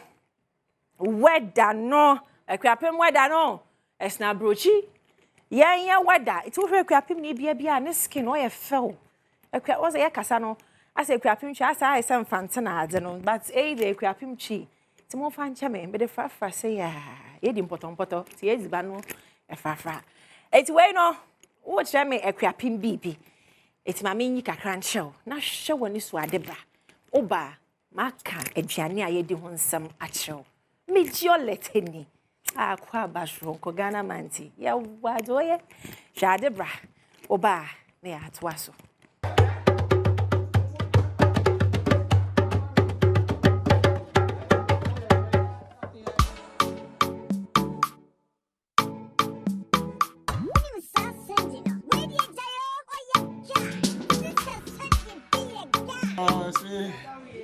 I started when I was in class 6. That's a long time ago. Long time. I used to come here for sample print, you know, just to have friends. Something for the pocket. Yeah, so through that, I started learning. So I started working on my own around 2000. Yeah, 2000. Year 2000. Okay. Because I completed DHS year 2000. Oh, okay. So I started from there. I used to go to Togo. As for Togo, like 200 times. Hey, from Burkina to Togo to Ghana. As for Togo, I used to go. So Togo is your second home, by definition. By Burkina, I've been there like 6 times. Wow. For exhibitions. That's impressive. What kind of exhibitions have you gone to? FESPACO. Oh, nice. Ciao. FESPACO is for world cinema recognition, and Ciao is for world art. 2016, I came to FESPACO. And then 2017, you went to Ciao. No, Ciao 2012. Nanswa, esa medebe, mijio leteni, michu ahenase. Obeleta, yefre bibi akunedu shrine. Edro bianka dem, edro bisi edro. Bisa, no munka akunedu huasam enchiro. Abakosem trese enkroma eba honum popeng. Nemre pemuno mekwana nanom anim ewa akanedu. Na omaba be boss abakosem ho ensem. Ena wo frɛ akuapem te sɛ me now you're proud of original. Frɛ me wate sɛnea region bia yɛ ɔmo frɛ no 030221170124. Wo kan bria me kpɔkɔto treme weka wonka wontimbri no nso anyɛ problem wonte kasa na anyɛ problem frɛ me na ka akuapem din kyerɛ me. Yanka akuapem fo aduane ho asɛm. Ye de ɔmo frɛ ne mpotompoto no oba me krom akuapem a ye ka ne nuhu. Ye di nuhu nya bayire na wo di siso utwitwa bayire ni mu nketenkete na wo de makoni niema gugu jeni na ehuru ni ade na ese wo yi makoni ni niema no na wa blend agu na ese light soup bayire no ho anesa wo na ehuru na ye mre o na ade nwa wo no menua kachi afeti fankwan gu ho wonu ho aye ready bonsam akuapemfo ye wo ye fe ododo wola mi ka bonsam aye na akuapemfo ne mfrɛ na obi aba homa ne so okay it also frɛ me so frɛ akuapem a ye fi nuhu a aduane ba ko pa akuapemfo ani ji ho ya benkwan odofo ubon hu musu be pie akuapem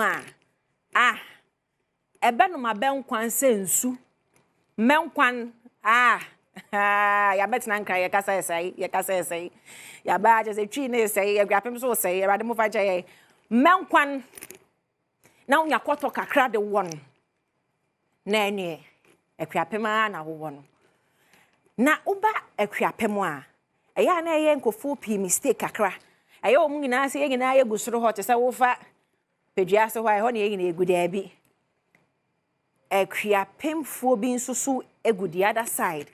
That is kwa woman tem hono a ɛhɔ nso yɛ eastin a akuapem fo ni bi ɛwɔ hɔ. Enti eastin fo de yɛ dɔɔso na anokwa akra bi ba nhroma aseda wɔso ofiri sredru ɔno ɔka akuapem twi.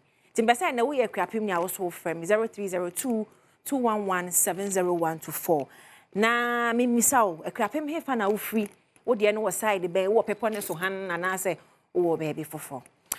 Na yɛ kan sikos ka chagu muate twa na anu si etwa ya ye kwaje ye ni bai na ye wo feme boa *281# option no AF4 wing option 1 option 4 cha na chanedi na yanko mega chatbot obi e benya 10,000 Ghana cedi enti twagum obi aba so hi good morning Good morning. Good morning. Me do from Pacho Dini baby afre me free.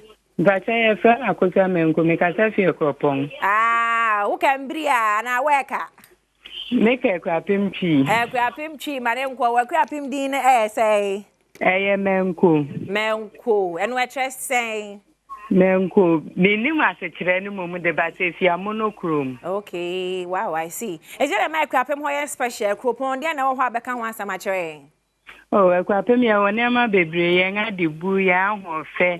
E na ye nga dian ne nso eye nyoma enye nuhu. Nyoma, aw, me da se wo ho me nua bia me da se pi se wo frɛ ye. Wo so timi frɛ me. E na me nua na correct say ye nyoma. Enso kwa me di nuhu. Me kuma so wona me try. Di nuhu sa. Enti no. Obi fofo aba so, hi, good morning. Enti mo frɛ me na din kwa ye na adubia. Ekwapim so edin a yetoto ebi no yetobia wo ye mistake kra Sandra ye de bia be so Sandra bia saa na yetoto edin wo ho why mante bia on bia sama make obi na afre mante bia yes good morning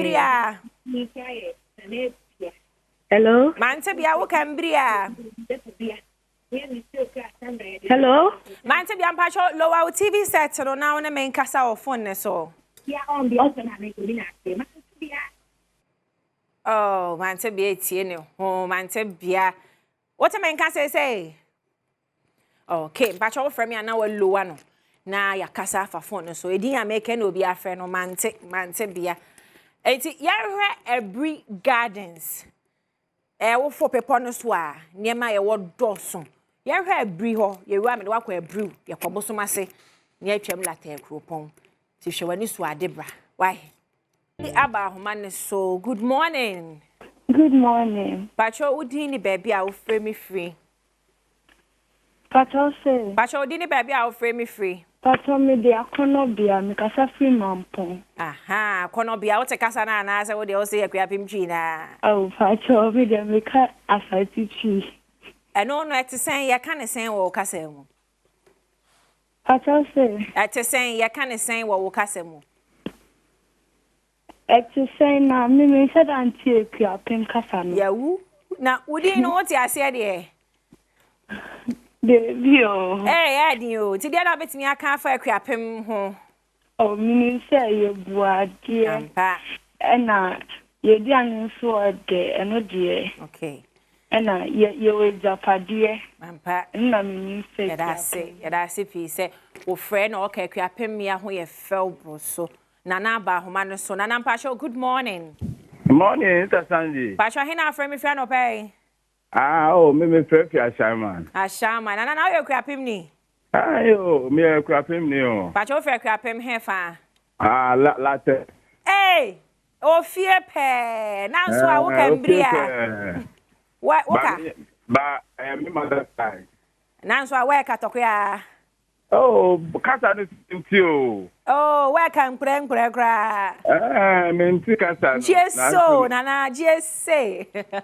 Wa beti na nkran enye enti dia na anim fa wo krom ho.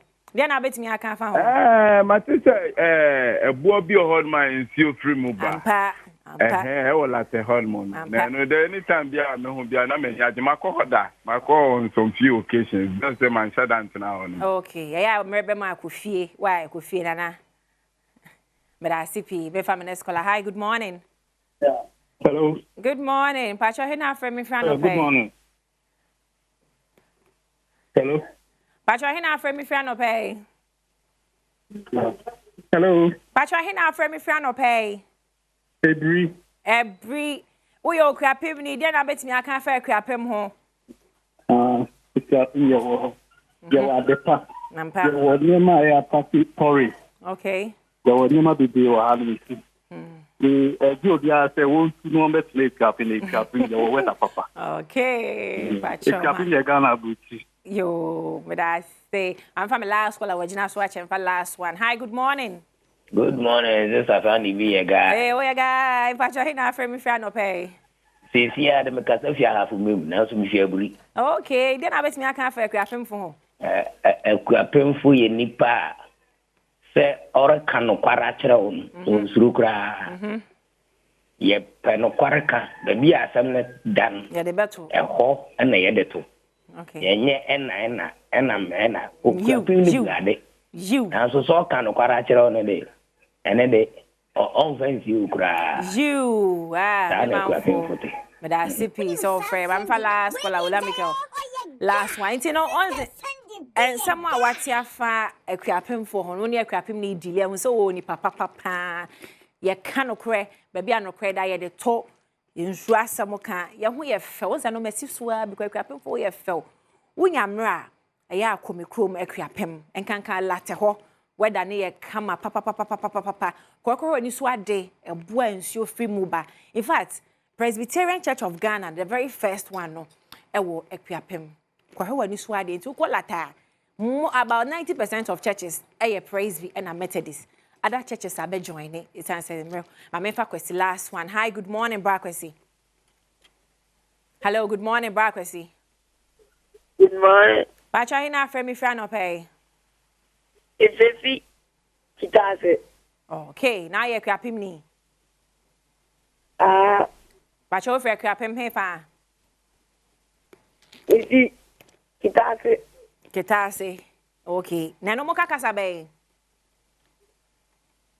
Mantraun dinu kasa ne asemo ese bungi na matu afri krom we medase fi so frɛ in fact we ye kokobo akuapem for ye gina mekra meka ho ye gina ye to afri krom weda no so ye ha hyew de nti mo ye gina ye koye krom sa wonte wona adwuma na de wa ba ha te se me adwuma de ma ba ha ya emrebe mo ade kofie kwhwa sane ye hote se lata kwan o magusu o mo ye o ma dwisu nyina twitwa ohun fom ho omo ye kwan ne kama akola e ba nhoma minya akonya no kokko hoto aso ti me hu sane etie e wo se wo krom ko development e koso ba na obi nim ni krom MP mi gina ha mi krom hene kra me refi ne din nana fa che me wate yeah everybody me befi ti e de besi I hope say na wasua bibia fa late ho akone du ba re akone du ba ra de wo de e baba fa we tro mo bra akone du ba ho du jai akune du bra sana mapon akune de nie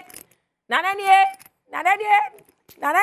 mi di besi be kwa sorry mi di besi eti twagum scores ka start to 81 option 4 twagum akosi say be twa draw mi di the sister Sunday miji oleteni nanso a mekraw weka nkwaji mu nyina le kwaji ule we be kofi ampedu weba amone pe the support OPD Jimmy producer nanso a medie you bye for now Commander 6 Carlos Ediet there we have a catch us e be kan se de simiti yemfa bi nka oyenyi bi so emfa fri mede de akwasi ensi asemi de kabre e na adu so me ka se sika koso de twagum na ma be 1000 cedis ese eti dial star 281 hash select option 4 star 281 hash star 281 hash select option 4 ni obetwa bi 5 Ghana cedis twagum sa me 1000 cedis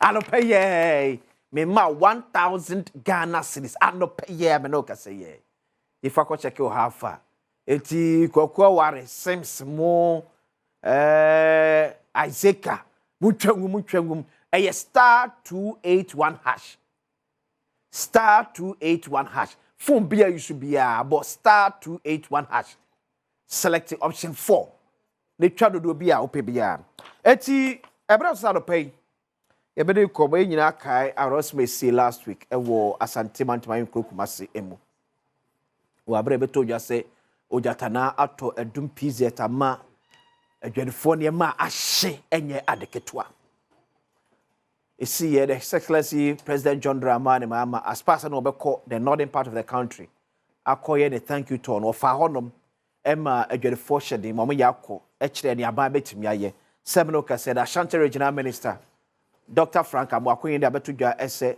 omotimi anya about 600,000 Ghana cedis omere kwa support eye wona oho ekan emu medical kwa so ochina anopa yemfa yede bedwam be free Asante mantem na abrew ochina anopa yede bedwam be free Kumasi Adum PZ so yede the Ashanti Regional Minister former KMA mayor engineers from KNUST Town and Country Planning Assembly members from Wasa and Potamo any a 24 ho a kind of bedin komochina.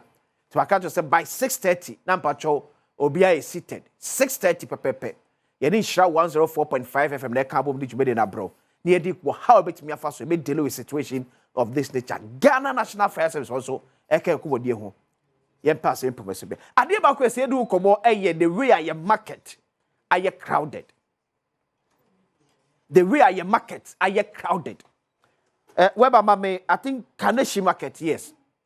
Now we send a market etie pa na bi sound say eti we say BBC a ye be fa hefa na akọ. Ye market I too crowded dodo. Ye ma amenum ye papa no adwerefo. Yes, no cross so bi enya ba bi tena. No timidi no dwanya kakra de kofie kwohwe abusua.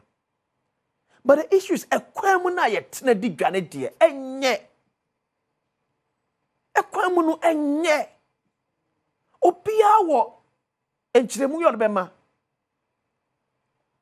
Ade ye ni ske betim di age marketing but no cleanse dey say ekwan na ye ton eniema no enye. And on you see a fire search for fish bro breye. And when fire attendants 4 pill. 4 put on the brese. It will show baby a man ponte fire attendant and buy na ejina. And baby will see a chi horse ni mwa ko baby a ejane because on timi nko. O di agro be kwa or no ba be service situation or be sa cause another problem or be sa man for niema. The Pia Yakasa Simwesa, a quemo ye trade ganye, a quemo trade ganye, a quetemu di ganye. It is just to ye dremois. It's a jana shia copins and wabebre. Besre. The various assemblies, you see, the Bia make us say, the real manual semno. Akwese se wa ma power untimi ma adwenkyere bia ma o ma ne ntumpon no ha adwenti no amo bia press chinchina by hook or crook or se metina ban so na me ba ban mu eti bi bia ye de ya manyosem. I remember the former Greater Accra Regional Minister Henry Kote start here bam we no ekem enya bontin sufu ne party for se Henry Kote ade a wo ye be ma NPP aluzi. If you didn't bet me, you are correcting the error in our system. I remember Okova na point ya boati jan. Kwame Nkrumah circle. Ya boati jan so Okova na point Nkrumah na wutu am no metu abeti NDC. Eti no see German Nkrumah na kwemu edidwa. Enso wi echi Okova na point what come. Some ya me party for are fighting against me. So ti be sele amanyo for so. Ye ni me ye. It is be konkrofo amanso a omo o market se ne wo ya o enkrofo amanso omo market ye yini nyina na wo shop mu o ye o market a ye sisi table ye ya hye ne ma no wo so but ekwan mu de o ni dwa wo ho because asem si a cars ne be fa kwan mu na aba ezi ma wo block ekwan mu se hwe se ne Kaneshi market etie. Your man block here, or chimney BBC, I better the car every. There's a reason here, you get piana, you just quite able to say car bet me a call, car bet me a ba. And you depend on what pessoa, not can I can't say I am packing, not quabranich on all lodi. And you ask yourself, say, oh my Benny, share that be a come say gun and pen for do my so my idea pa, you're so dang. That's what you. Ghana for ya so ding etunya mampani bi obe kaka bia na omro one time obeko ba pani so peso okọ 2 times intinu no agum ye mo omonye but how na impede o mining kan kono na da so tim be team. How can we continue to do this to ourselves? You better talk so you say ya tibe jedwane sa na dwane jatom na ahye na jatom ene kok ayi kejeti aye esi ne fufure kohweye phase 1 ni pasha se e bakwem ni pasha se age na kwem ton yema esi na dwane fo And she will be making the duty to nyina na de kofa ne mai ba yin. Ahia na ban betim dey support. 600,000 crowd Ashanti regional minister crowd okay. Ye cha ahia na nsabeka. Say that na ye nyina ye nim protect ye niema ne dwede na ye di no. Rather than say de be ko so gina kwan mu na atorentem si a ahye ye japade. Be sere ma me ne papa nom. E komo ya e no kure. But se bin penisi kom no so ye fa ensam ye no ndidi. O chire beto aso de ma chiro nkomodie bi a the former Ashanti regional minister ediye about Kumase PZ Kejetia market na omu ACC. Embo sa video ni a chiro. Abejafo atrase. Ye de pense mu eto aso de ma be de akwasinsi aka sa asemi edika background.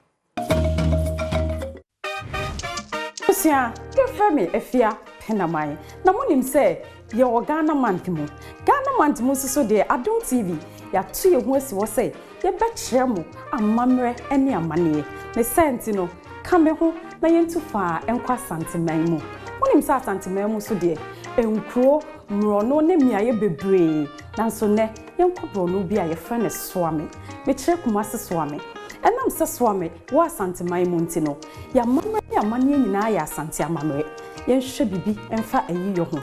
Se ayi si a ye de odo eka odomu na yakogya moni no apepa nani wa mu nisugo. Empempi no yafade eye tuntum. Etoda soso a ubehu tuntum a nkokon kakra edidem. Nanso se obi wu na se ye wawofo anase wonse no mu a mekire oba ana bema wo ware no awofo. Ai eno de afade no edanso eye brisi ene kobene. Sene mafade yi ekire yi. Ai ya hyekyele tuntum aboduku yentwi yanim yento ya no esanse enibraba minim senne wasua bibi koso am wafidie ni na ha da so wo Ghana mantimo Adom TV ko azoye Ghana busumi Adom TV ya jatu yan wo de ya be kyerɛkyerɛ wan nkronkro onye brɔno bi a woni din wɔn bɔ ne yei wɔ yan mani mu edu sekuna bantem bi a wesi agorpra makase bi ohon wontum nka ne yei wosi esipon sports stadium oye esipun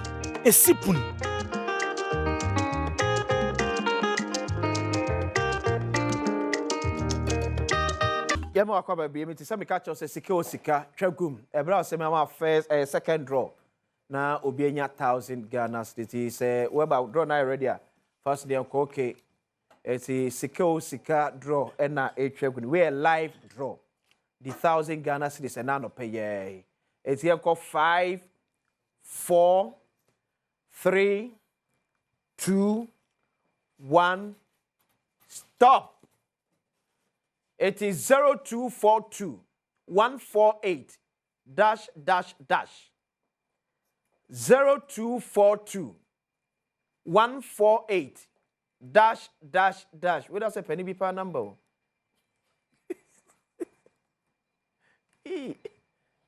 0242 148 dash. We want to scout almost 1 to MTN SMDBO. What you say penny be pa dear? Hey. 80 second person we need minimum say sabe scan up to account da. Yeah, there's added here. Yeah, they ma wo enkwansa. Ye mfesika na nsuma VIP say mfamro. Na be na asem bia okwam. We need 1 to 2 minutes na ya create wo momo account. With scanner where we need to pay 1,000 Ghana cedis so onsa aka.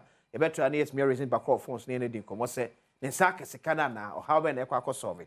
Seven kasa be for atrase. After Thompson, a member of the NPP National Communications Team. Minister Maker is a former board member of TOW. So no a former board member of Tema Oil Refinery. Honorable Samson, a member of Parliament, Mobodi. Now Deputy Minister for Trade, Agribusiness and Industry. Honorable Cordia. Honorable, it's a common much of Parliament to work home. Yeah. The dawns of Parliament. Yeah. Yeah. Yeah, Honorable Samson. Did now and won't sit near naturally NDC and as a wakasana or modern monty. I maintain sir. Yeah, no modern bo. Man can say naturally NDC. Okay. Because say I started you also now MPP for at a point omoje. A contomra no monje that a create a contoma consensus no monje. Then this is transfers 12 years. And sana omo edge. And I don't want to say and this dominated the intra. But a juma only one for number. And sabe a juma ye. I am one for 2 minutes. I am yeah. And some for who say 2 minutes. I am who are bisuno. What the ye dre. What the whom na omunis you don't go to them, you don't share their problems with them. They will punish you. I mean, they will set you aside. And Yakupon Dana says, so far, no dear. If you are Colonzadana, I'm saying, oh, yeah, you know, I pay you. Yeah. We need for Wana, Abame, Haruna, Muntaka, and Rashid Pepple. Yeah. Okay, other ones have said, Mamma Kwamas not Nipa or Winnie Sikos, Governor and Chief Kumo. Hello, good morning. Hello, good morning. Hello? Hello, good morning. Good morning. Na Bokwadie. Good morning. Bokwadie. Hello. Hey, Pacho, do TV, my wife. Good morning. Bokwadie. Nami Adum. Osaka 1,000 cities.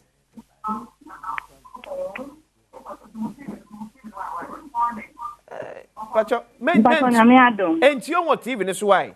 You ain't got so phone so. Me Pacho me check it.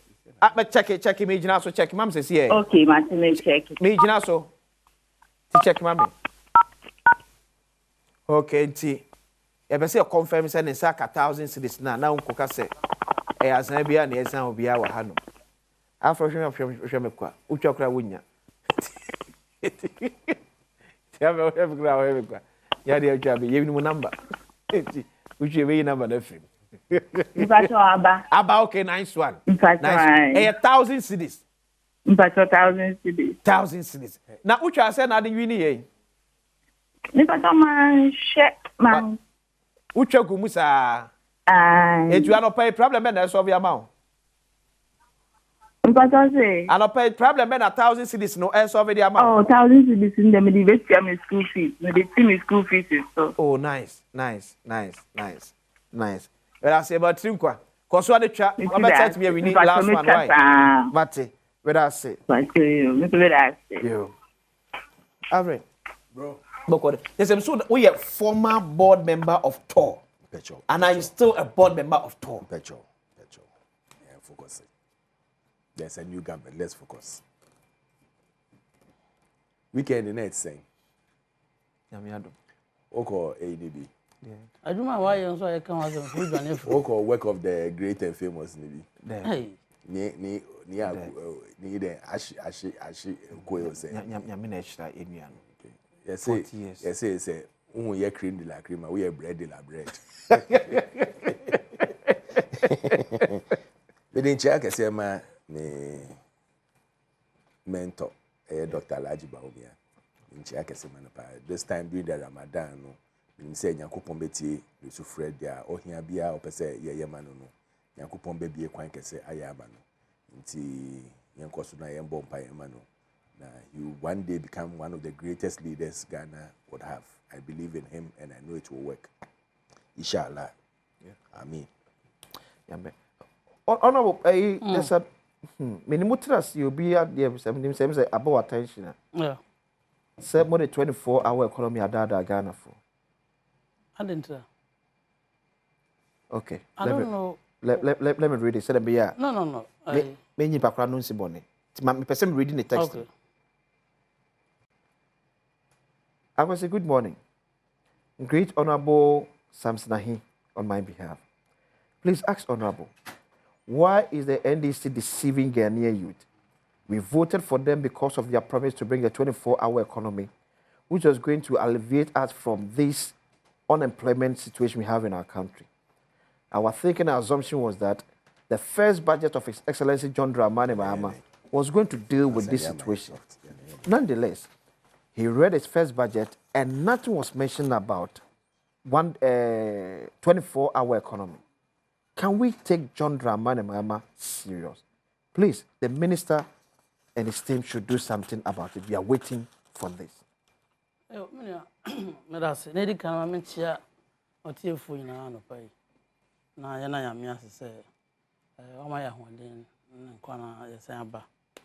Okay, so but Frederick Anson from Germany. Okay. Yeah. My friend in Tia say, you know, President Mahama first budget, you can be 24-hour economy. Okay. Okay. Or bosso, or come in at say a major government policy. Okay. Now, obey share about parliament. Ama parliament, Aji, Sanchez, and Atum. Okay. A quite be fast, a 24-hour economy. And yes, I was sorry, ya, now what started say, my introduce 24-hour economy. Okay. Modalities been out the bay. What is it? Okay. When I say, there are some incentives, private sector, roll onto 24-hour economy, also munya. What is it? Even at a point where I say, we are energy costs in the day, different from energy costs in the night. Yeah. Into company bena overall so very demand. Into a whole policy, big policy. Look, last Thursday me call Elmina eba anomabo eco inspector Gareth processing factory bi under 1D 1F. Okay. And na abanda dano what you say? Oko no man no enthusiasm owo na the way person oboa no. When the problem aba. You see, then you see where we are. Young men are quite fast to raw materials. Now they are feeding a factory now holding to know. Or to me, a Juma and now. But 2 weeks. Now, only Juma. And now, yes, Uko Ransa Cassava processing factory. I want the last week, yes. What I say? Last Uko Microm, a contromra. Yakosi rice factory. What you mean? Yeah, but you Yakosi rice factory. I walk Bokaso. Yeah. I walk Contromra district. Okay. What I say? Okay, see facility no. Come on, but Enyajuma, I didn't say because yeah, we are depending on local rice farmers now. On what do you want or 80% for domestic consumption. And to be real, there was a factory no, the sakana of feed factory no nanka process a mono. Anyhow, what I say? Okay. And you know, Okwa also you see 56 factories, but I don't functioning. They are not functioning because you need raw materials. Is it 24-hour economy? 24-hour economy, no. Okay. We don't want to rush. Now you can say, no, and Juma. After budget, we are preparing the policy to come to Parliament to introduce it. They are indicating modalities, you have to be 24-hour economy, no. And say, government institution being body almost started. Modalities ni my no, say government institution no there, and no yet or here incentive apart from say BO, no over allowance, no.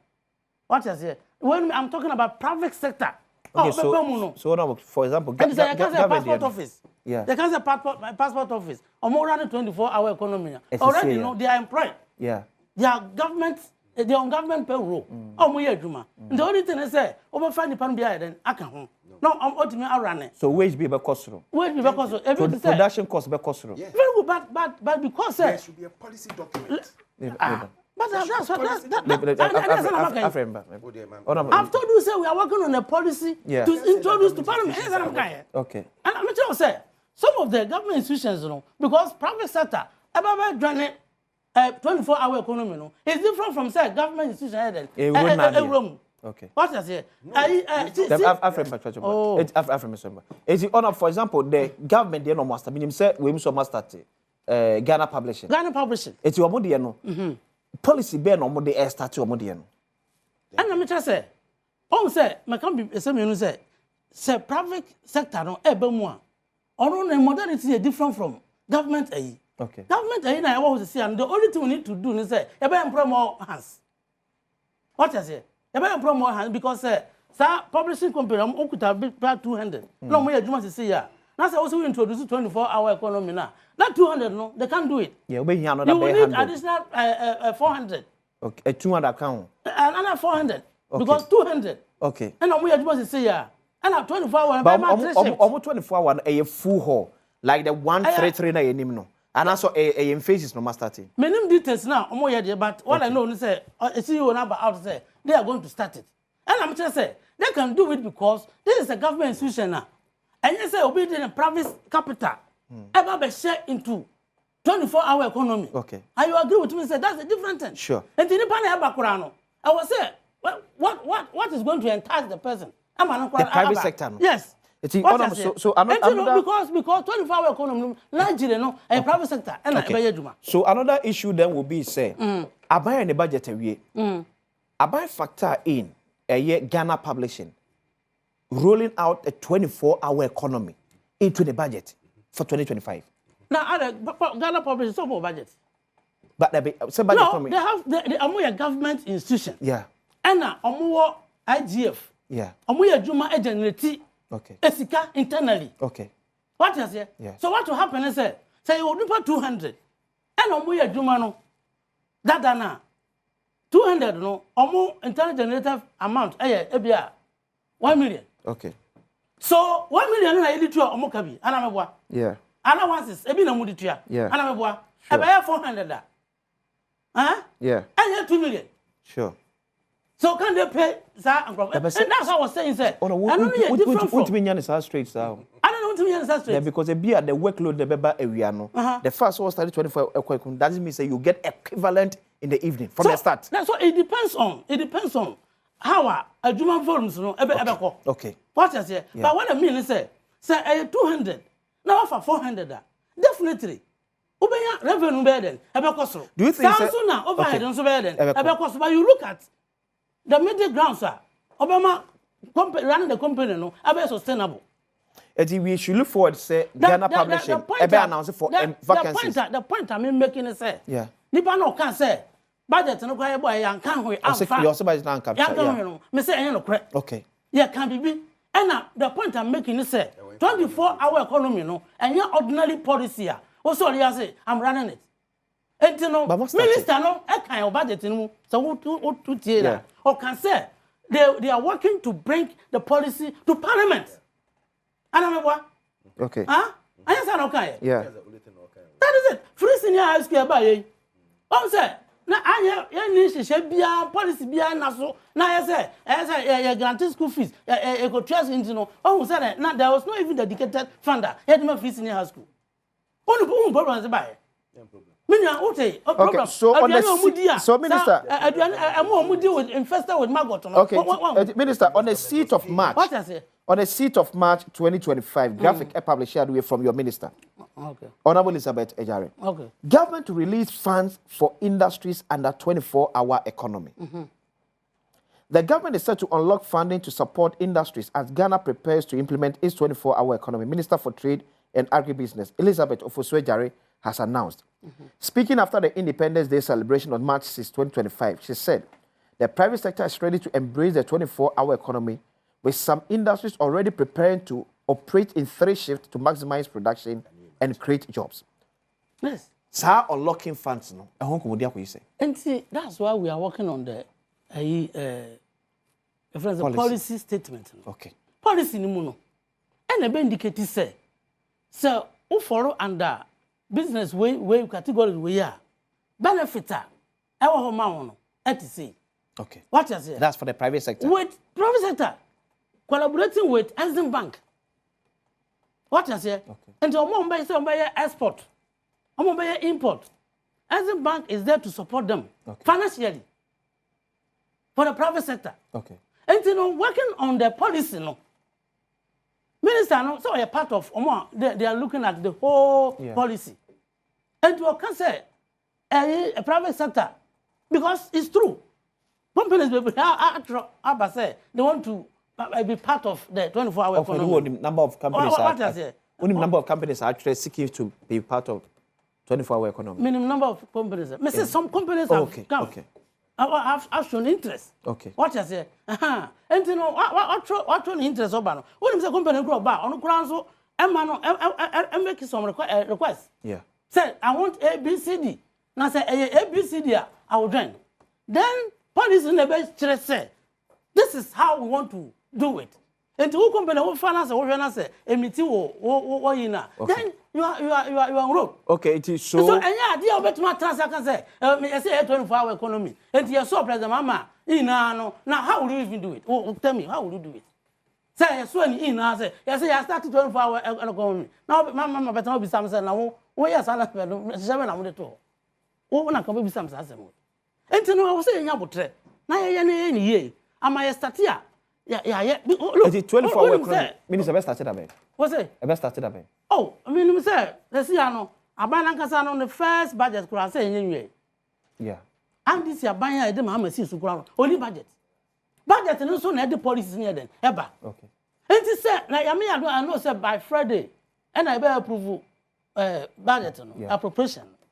What is it? Yeah. And the minister be on their own, almost started on programs. Okay. It is only when budget no ever approve budget no. Now obia who say revenue way na I mean amount of this money and I'm expecting into na policies na she say na what budget mo. Okay. Over start implementation. It per mu amo timelines no. It per mu amo timelines no. E brebe na face 24-hour economy bit me start. One time my policy no. Area policy population na. Area policy population na. E be introduce e be call cabinet budget say yawo opposition no. Okay. Na e ka e yina say e be ye no. E na ba ba mu no. I was so dem mara na eden. Okay. Untimi sore. E mra na ma ka so be 24-hour economy. He didn't even have cabinet to look at it. Anamewa. Yeah. And then 3 weeks ago I saw in cabinet. It is some major policy no. You should go to cabinet. It is so policy na I draft policy no. What's it? I never draft policy. Yes, something that they go so. Eh, what yes. It's time the more opposition na mo ka so mo 24-hour economy e betimi create enyuma no. Na mo kind of based on the. Yeah, kind of based on the fact say ye nim say problem a ye person e create adwuma, ye person ye boa companies. Na omo etre because ukọ Ghana babia companies bebre e running below capacity. Okay. Then say company be running 30% of their capacity. Okay. Giving them there's a company at Wager. Dappers and a pad no. Yeah. They have capacity to make more produce near Ghana higher in a year. Okay. But they are operating below capacity. And me know we some problems now. How many more? Okay. And they say best solve some problem. So what I'm saying is okay. And now I have a no. I was saying, Mr. Senna policy, even when it was stated clearly in our manifesto, this is the time I was saying a transport from the manifesto into government system. I was saying, cabinet approval, I said about parliament. Now parliament a debate. Now who said no? A possible say our economy now abano. Say what's all into processing of mangoa. Okay. Mangoa. Support our Emma. Okay. It is possible say. By this year, oh no, 24 hours before. Yeah, of course. Oh, no, what I'm saying. Before. I know. Before this year ends. Oh, say, I can question say by the end of the year. You say before the end of the year. Yes. Government rolling. I'm sure. Say we will do. I'm sure. Huh? Per timelines, no. Do you think, say, before end of this year? Government will roll out 24-hour economy. I'm saying it's based on what the Minister of Finance stated in the budget. Okay. So I was saying government is preparing a policy to a table policy for the 24-hour economy. Okay. Into Parliament. On their timeline now. I'm not sure. Say 2025 budget and already know. Yeah. And it's only 2025 budget now. By 2026, I'm coming. I'm 2025 budget. So common sense should tell us say. As part of implementing 2025 budget, no. One of the policies Abamba consider now introduce now implement any 24-hour economy budget in 2025. Budget send it out for 2025. What's it? Budget send it out for 24-hour economy for 2025. That's why internal be a mistake say because one make it amount say and all the way into no. What I say? And I'm telling you say what did she share? I bet you Women's World Bank. What was it? Or your provision for women's development. Now, who say we have budget? Provision for my friends gold board. Oh yeah. So since 7. Oh yeah, sir. Provision in here. I better not catch it and say into me from bank. Oh, you said it. That is true. So that's what I'm telling you. It's It's 2025. Yeah. We will implement 24-hour economy. 2025. Yeah, yes, we did 2025. What do you mean by it's not true? Are you part of our government? After. A whole deputy minister. A whole deputy minister. They are implementing 24-hour economy. Do you know that? By 2025. Do you know they are implementing it now? They are implementing 24-hour sacking. They are implementing 24-hour job rotation. One man crofwe juma within 24 hours. Now what's the sound to your friends say from one place to another. Go to GIPC, it happened. Go to ECG, it happened. Go to Ghana Airport, it happened. Military High Command Impo, almost to me it's now for 24 hours. What the man I know where you now a customs division say Uncle Share Customs. So what sort of government are we running? Government don't to me take a decision. The government cannot be bold. Government don't do me here, Juma. And you sit there and tell me that your friends say, their paper, budget, say, more 24 hours. You couldn't even put, listen, if you are serious about this, you started talking about 24 hours more than 2-3 years ago. You could have put a policy paper together. Mubaya and we implement it. But because they don't know what they are about, kasa, no, please, when you are talking about when you are talking about very Mr. Kasankwa, you know, Musheda, no more sacking people within 24 hours. I'm by sacking people left, right, center, forward, and block. Side Juma no more. What is now coming to corporate governance? Corporate governance, some boy know what your friend saying, and Ghana Publishing no cannot decide on his own, say, or implement it morning and evening without the board approval. It is totally against government corporate governance. So many of their acting MDs are doing what they like in their organizations without board approval. What your general manager, now your sister, you know, I got to baby just like that without board approval. There's a reason why a corporate government say after some level, the board has to approve whether you become a general manager or they can transfer you. You can't do it on your own. They sit down and they do whatever they like. They are spoiling this nation. They are breaking companies. Companies they go. Companies are transformed you over the years. They don't understand corporate governance. On time one place, on my inaugurated board, now board approve it say, 24 hours economy. Listen, there's a salary you get during the day. It's different from the salary you get during the night. Who yeah, a Juma and a Juma. If you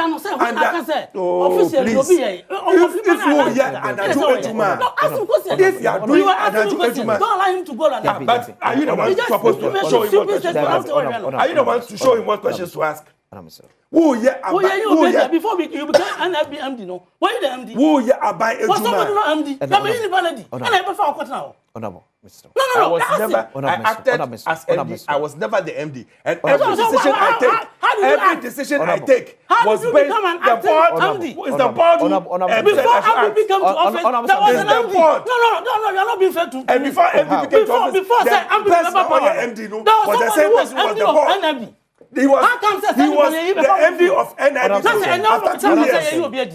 After 2 years, after MD expired. When I was at NIB, Nipakura NDC Fano as MD no was the MD for the next 2 years till he was taken off. So if he doesn't know, I'm telling him. Why didn't you every place there is a board in place before setting corporate decisions can be taken. Now, when you are taking 24-hour economy, would you be a Juma during the day? It's not the same like would you be a Juma during the night. During the night, it's usually time and a half. That's why you need modernity. It is not just a sweeping a say, we'll brag during the day, we'll brag during the night. Because once you are denying someone his sleep in the night, and say we'll manage compensation for that. And that is why the pay is never the same as the night. They do not have any document. They do not have any policy. They do not have anything. Whether government, oh please, whether government,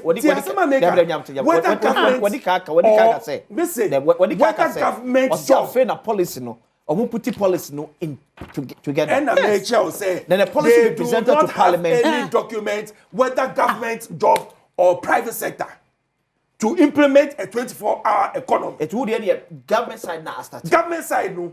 You don't have any document on it. Because you don't just get up and decide, say, and then my sister the whole government machinery. But the minister can say, oh yeah, Bermudia, and yet difficult say, oh yeah, for private sector. Because when IGF. That is why I gave you an example. You can't go and touch your IGF without board approval. They don't have a board. They do not have a board. That has even been sworn in. It's illegal. If that is what you want to tell me, that you don't understand corporate governance, it's also sorry can now wear their open. Look, I is that how you don't understand. That is that how we run? Oh, look, please. When you are talking, I was very quiet. I am part of budget. Supposed to be yes. Appropriation. Listen. No, that's what I can say. Maintain corporate governance. Why is he saying that? Internally generated funds. It is part of the budget. Massa. I am part of the appropriation. Budgets that are and I agree, sir. Now, your father Adum TV. What generating so much? You'll be allowed to spend maybe 40% of whatever you generate internet. I mean, part of the appropriation. Are you better can say? Yeah. Are you telling me that 3 months salary, 3 months budget now? I'm approving for January football match. No, I'm not consider that now. That's me. That's it. Let me explain something. That is how we don't understand. 3 months budget, there was nothing like your friends, the 24-hour economy, and that people are going to work in the night. IGF. Now, every budget any institution creates, every budget any government institution creates, even though it goes to the ministry for approval, the board will have to approve dispensation. You don't just get up and go and give money like that. That's not true. We know what we are talking about. What you can use, you cannot use it. You don't know what we are talking about. I'm telling you, if the board does not approve certain things, you cannot do it. We don't know how IGF is administered. IGF doesn't mean that you can just put your money in the IGF fund. I am part of total revenue. Get your facts right. Part of total revenue. The mere fact that IGF in the year. And a budget only get said revenue back. Ghana Publishing created an agency. I want to create an IGF for Fabia, let's say 200,000 Ghana cedis. The fact say me person near 200,000 Ghana cedis. In Chester, me koya na me use this cano. The board will have to come and sit and approve certain things. Go and check your corporate governance. Go and check your corporate governance. Internally. Please. 1 million Ghana cedis. You don't know what you're talking about. Before the budget, parliament. Is this how they're going to run the nation? I'm on silly, sir. Sir, 1 million. We are in serious trouble. You will be allowed because IGF. If this is how you're going to run this nation, then we are in serious trouble. Do it. I'm on the floor and you are taking over. Now I'm for Mutia. No, I'm on the floor and you are taking over. If this is how you want to run this country, I'm not going to do that. If this is how you are going to run this country, you are in serious trouble. Listeners to understand. Because you need a board to do certain approvals. I'm saying it's not true. Because you can't go and change a way an institution has been approved. The total revenue in the year. No. What you say? Everybody knows that. And I have different agencies. Everybody knows that. And you say, GRA, Omeya so much. Cocoa board, Omeya say, what you say. And the Minister of Finance, I'm a silly say. So we will be allowed to spend 40% internally. And Kayano, I call consultative accountable. What you say?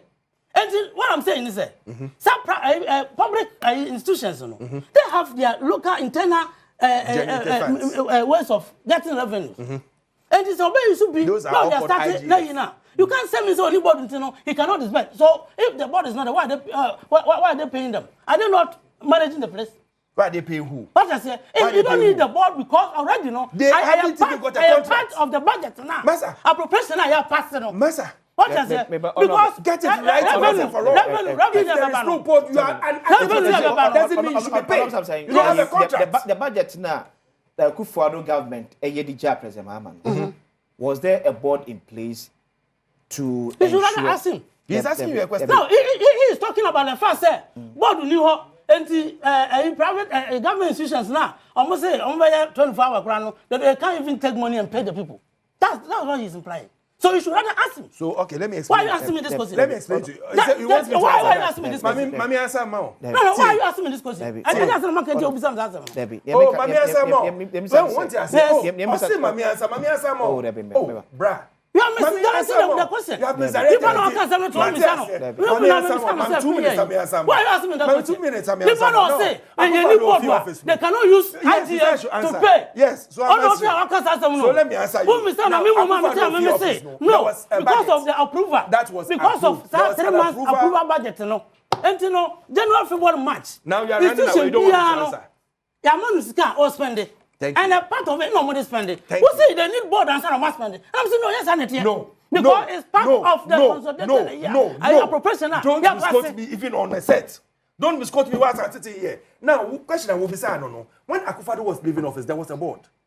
The board approved the modus operandi of how the company should be run. Now, if you are changing the modus operandi, if you are changing the modus operandi of how a company should be run, you need board approval one. Now, if there are going to be more expenditure, you need the board approval two.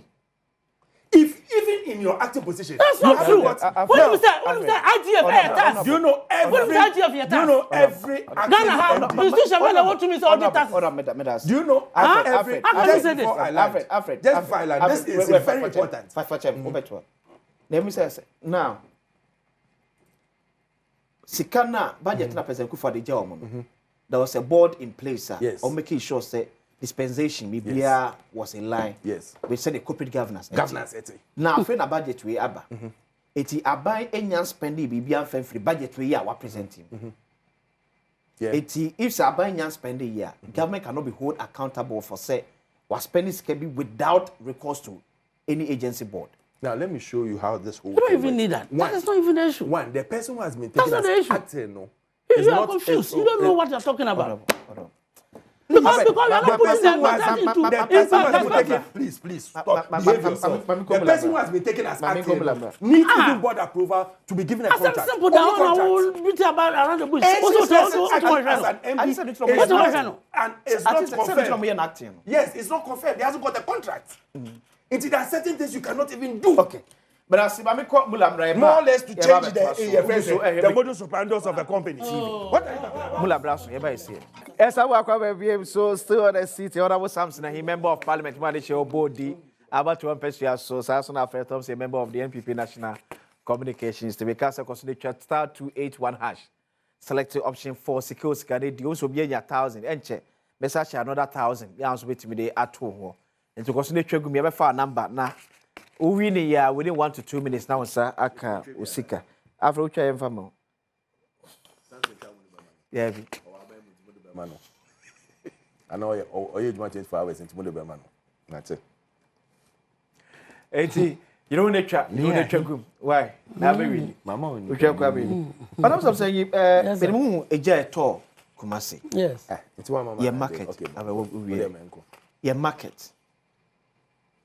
The congestion you were market. Or how are your market? A jet tall one more. We find difficult to meet me at Adum. And now, ye cantamanto. Adechi a Kumasi Adum PZ. You better day.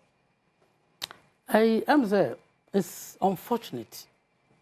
Na a brand new paper bread. And sana when your capital say or the bedi jumabi. Na suddenly sasikani na beshi because sa nyama na wako fa na egusto ho no ehia osika na heden ahye no ya sefem pa but say o hwa okọ utu kwan ko amanone a am say your market no are so congested babi kura ni kwan say ya di table si kura no na table heden esi ho. And I think so say Adumra bi na say yankoto jene wo am say kaswa kom ho baby kaswa dominance jene now oko absada area bia wo niema omoton and it doesn't matter say o per sebe in toast ato nanka ewo ayi pokwase na so na say wo kwa you should go what you say. And you know, I was say local authorities no. This assemblies no municipal ifo no. I was say trans na ye market no ye hwe ni ye. Because Ghana ye market ni wi a brode wo ho, banche wo ho, mankani wo ho. Sa na tie e wo ba bia de but at least looking at the nature akwan fa so niema na me fi say yes am waye enti no say ebe ma babi na say bidiefo nkwa na ebe tena ho a na say bidiefo anko ton bidie no matter say bidie no ewo ebia sakomono Africa so ope bidie ato a you have to go to sakomono and buy it. That's open do matter. Na say obeko bedu na obedu ofanko no na ebi muso akostarte bidie market ni bi wo nti eba sa na nipa na wo say onko tra kasoa no sorry sakomono no onko ope movie in fact asema AC no utie mamenum binom omo narratives omo ma say asefam look at fire service asem si kura na even kwan kura be fa so a tender no omo tender no be fam kura akodu dan kura no problem because sa local authority me kai some more Western housing we be kwakodu ho na atoro dan ho stop work me wan say yo mo a omo si dan na omo atoro ho stop work to prevent say officer bi am na what you say let's say who do what do I say who do I say who say o ma ya mafu me dey can some me fa we me MPP as me sero na wo dey so ye we say work house and no who do na atro stop work yeah to ward off any officer bi o ba the right thing oh any that is so ma ba NT ba hu na ya border no and no men see dan NC waterways mo and so obedu no na ya boso enti yanso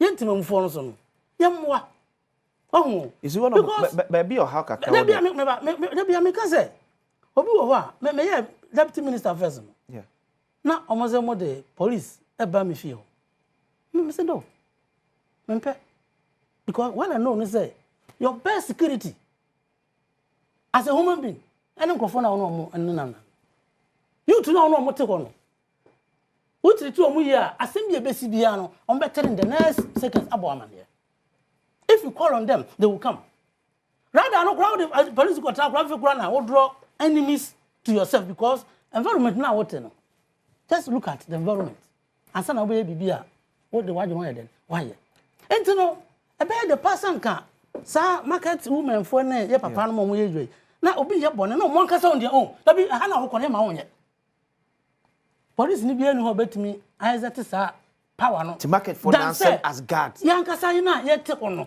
ya ye me koso a enye no yenka because look share aye friend say trauma amafo akom in the last 4-5 days no in the last 4-5 days we be drum kwan be fa so a we be say aban be boa e be ye ne beti bia but enye se ne na o capital no ye den etie no enna even how many months and I will take it as an aristos facility no enti no mesre ye nyina Ghana na yetie adwuma ye nyina nim say aban ko ntimi nwe adwuma Ghana ha say about 80% e yan krankra adwuma yeah which means yeah my man mo did last week ye share for friends gutafo we made them and ultimately who say Ghana economy no ekutomo Ministry of Trade, no, Michelle. Yeah, we met with the Guta authority executives.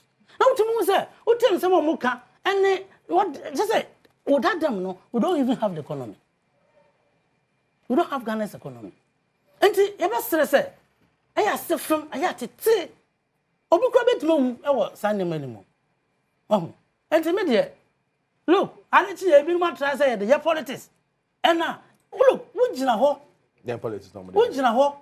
Na eja ato oja padiem ehye masa say ya me adom a wo be lose life instantly what is obetimo instantly because eja ne say no you don't have access to say anka operation okwa yi niam no you can't go fire service for the car ba yes nsuo ni kan mu what is it minister no ko ho no ko yede emra na oye no amakwo hen ordinary amakwo hen no we don't have gone there. Oh, he went there because now, no, yeah, the BBS and Sasa, yeah. Oh, yeah. And he went there as in his capacity as a regional minister. Enti obey no bisa say na fair attendant na nsuo no ade nsuo no mu a explain it to him. Was that what went on? What you say? Explain to him. But background young people no. Now introduce. Me ready. No, let me read it. No. Who is asking me can hey no. Honorable. Can I come? Honorable. Mesro. I mean, you man can na me o kan bia. Me hu de oba be yi no. Enye the right. Me sana. Now me be adran kire say. Yeah. O bo pa na o keka sansem. E wo say de o ko. Because o pan ni kura o de ti o pan ni wo. So ko ka say o ba down the MPP ni ntia. O pan ni wo. Your service for na ye politicizing no. What here? But you see, me no. We know. I was see them high way. Yeah. And this is 40 her. And people 40 her. So you NDC. But we are not working together. Well, one of them so young people. At the body and people of course. At the body. I'm very perfect. We are minister to push me. Huh? We are minister to push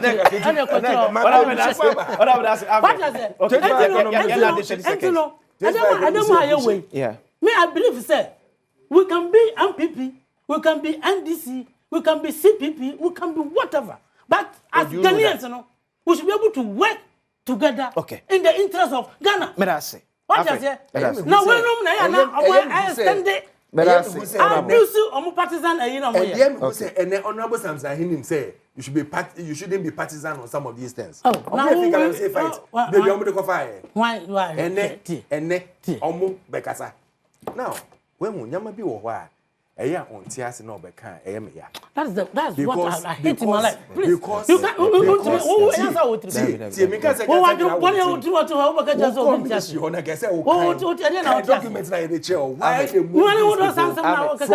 Me fence you don't respect anybody. You talk anyhow. What is this? To go one side the onion market. What is dominance one? Dominance no. Now when trucks were coming to that place no. Sometimes you need to maybe say in the middle of the road. Traffic was so bad. Into what they decided to do, and it's on paper, it's on record. Say your onion market can see our wholesalers. Into who go to a wholesaler. Now what's the difference? Say your tomato marketer. Now you're a big place for tomato.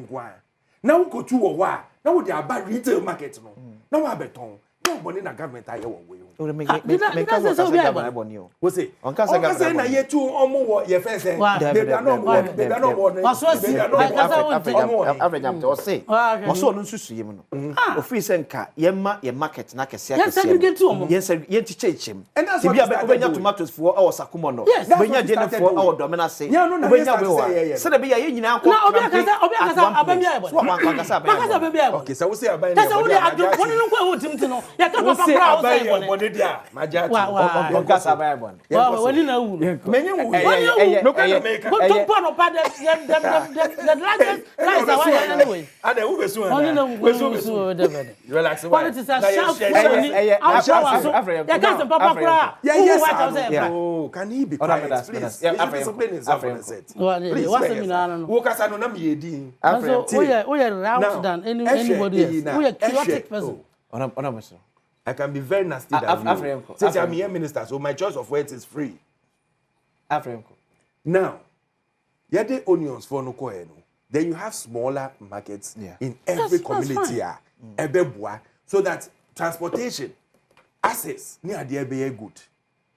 Secondly, when people have devoted their lives to do a certain job, na omo ya wo ba me be share omo hinka ho.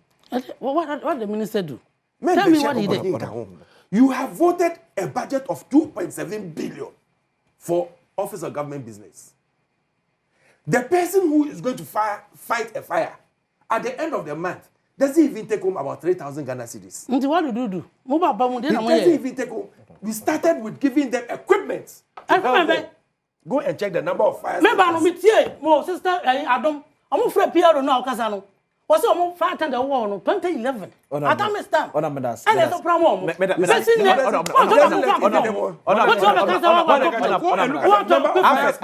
Listen, when we came, fire service was below. Was it the whole region? 34. I say Can you please now don't you discipline? Are you disciplined yourself? Are you disciplined? Man, you can't say from Yeah, minister. No. Yeah, minister. Who kasa ye?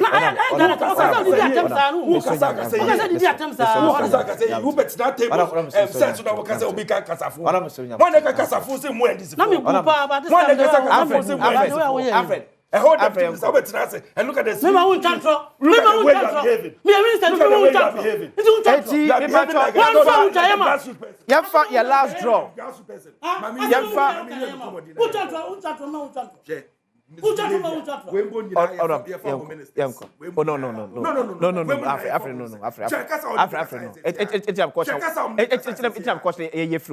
know how to talk.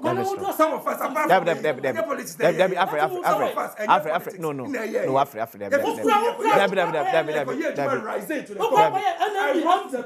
and I understand the predicaments of to the top. Yeah, yes, I understand why I never be a person like you, your time. Are you listening to me? No. Mr. Me are sorry. Osborne Pacho. 80. Your last draw. So 5, 4, 3, 2, 1. Every day. 0549 790 dash 0549 790 dash 80 Pacho. Minuswanya 1,000 cities. Minimsa wanya 1,000 Ghana cities. Wanya 1,000 Ghana cities. Etienne Chebe Frona yano Edi Enkomo. Oh, that pen for Mr. They should start behaving themselves. When you're in public office and you are using my taxpayers, my taxpayers, my taxpayer. Who died to why you're with my taxpayer? Show me what business we are. You don't know me. Go and find out. I don't know you too. You don't know me. And you also don't know me. What do you also don't know me. What do you have? Who are you? What do you have? How many people do you have? 2.7 billion. 2.7 billion. How many people do you have? 2.7 billion. But our city, unfortunate, or say, yeah, the Jumadi in Adum. One franchise, Aquabani, sir. Unfortunately, sir, and Framaya and the program at this time. Many of the acquisitions, our channel by Asia, Elkumasi, and Adum Pizet. They have fabricated any cremus in front of and from background.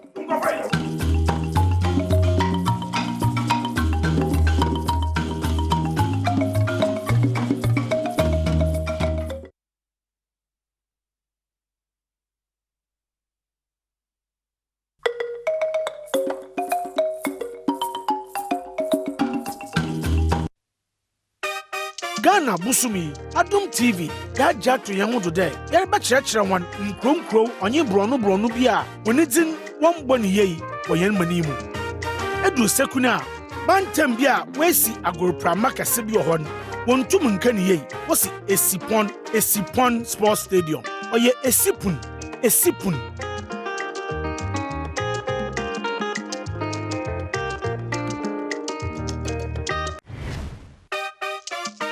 Mizins is simply at my work, or sounds of from Timakumkum. And the Ghana man team, Padamuton Tum, baby mammy free, visit show, or your Ghana man fee, in Padamuton Tum, Cape Coast, Uguaman, Kesipapa. Ever Cape Coast, school I saw true, and no home. But Ghana National College, a Honamco school, or Fancy Pebble, Wesley Girls High School, and a big Brauka Kaho. Afe, you were University of Cape Coast and a Cape Coast Technical University. Now, what banner? Tourist attractions is that. Ebusia we buyendo wo Cape Coast. Ye wo Kakum National Park. Ye wo Cape Coast Castle. Wo doso dodo. Na face epede ba Cape na wenyu agye no rama wa. Oye bosom September. Ye na fashion kese pa. Ye frano ogwa fetu afashion. Me ka bebre. Mampeda me chende. Me to safro. Bora Cape Coast na wara ebeda mase. Ezibaneze we buyendo de ya. na ejoda kopim yewo de bia 5 p.m.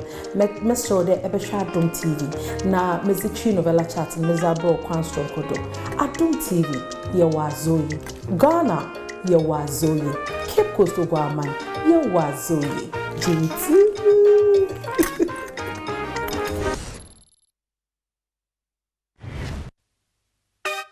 Ghana Busumi, Adum TV, ya jatu ya hudu de, ya ba chira wan nkro onye bronu bia, woni din won boni yei, woyen manimu. Edu sekuna, bantem bia wesi agorpra makase bi ohon. Wontum nka ni yei, wosi Esipon Sports Stadium. Oye Esipun.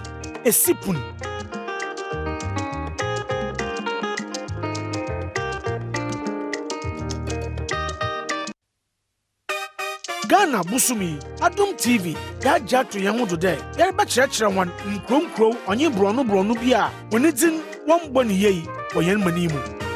Edu sekuna, bantem bia wesi agorpra makase bi ohon. Wontum nka ni yei, wosi Esipon Sports Stadium. Oye Esipun.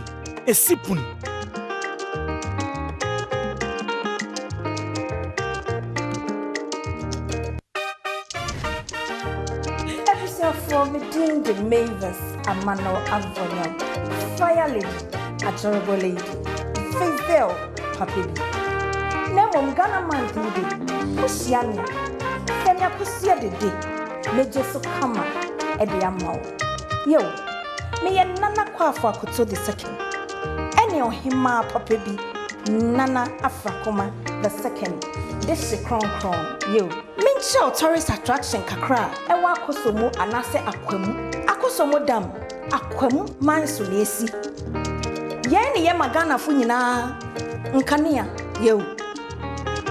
No bi fia boutique fia manone ni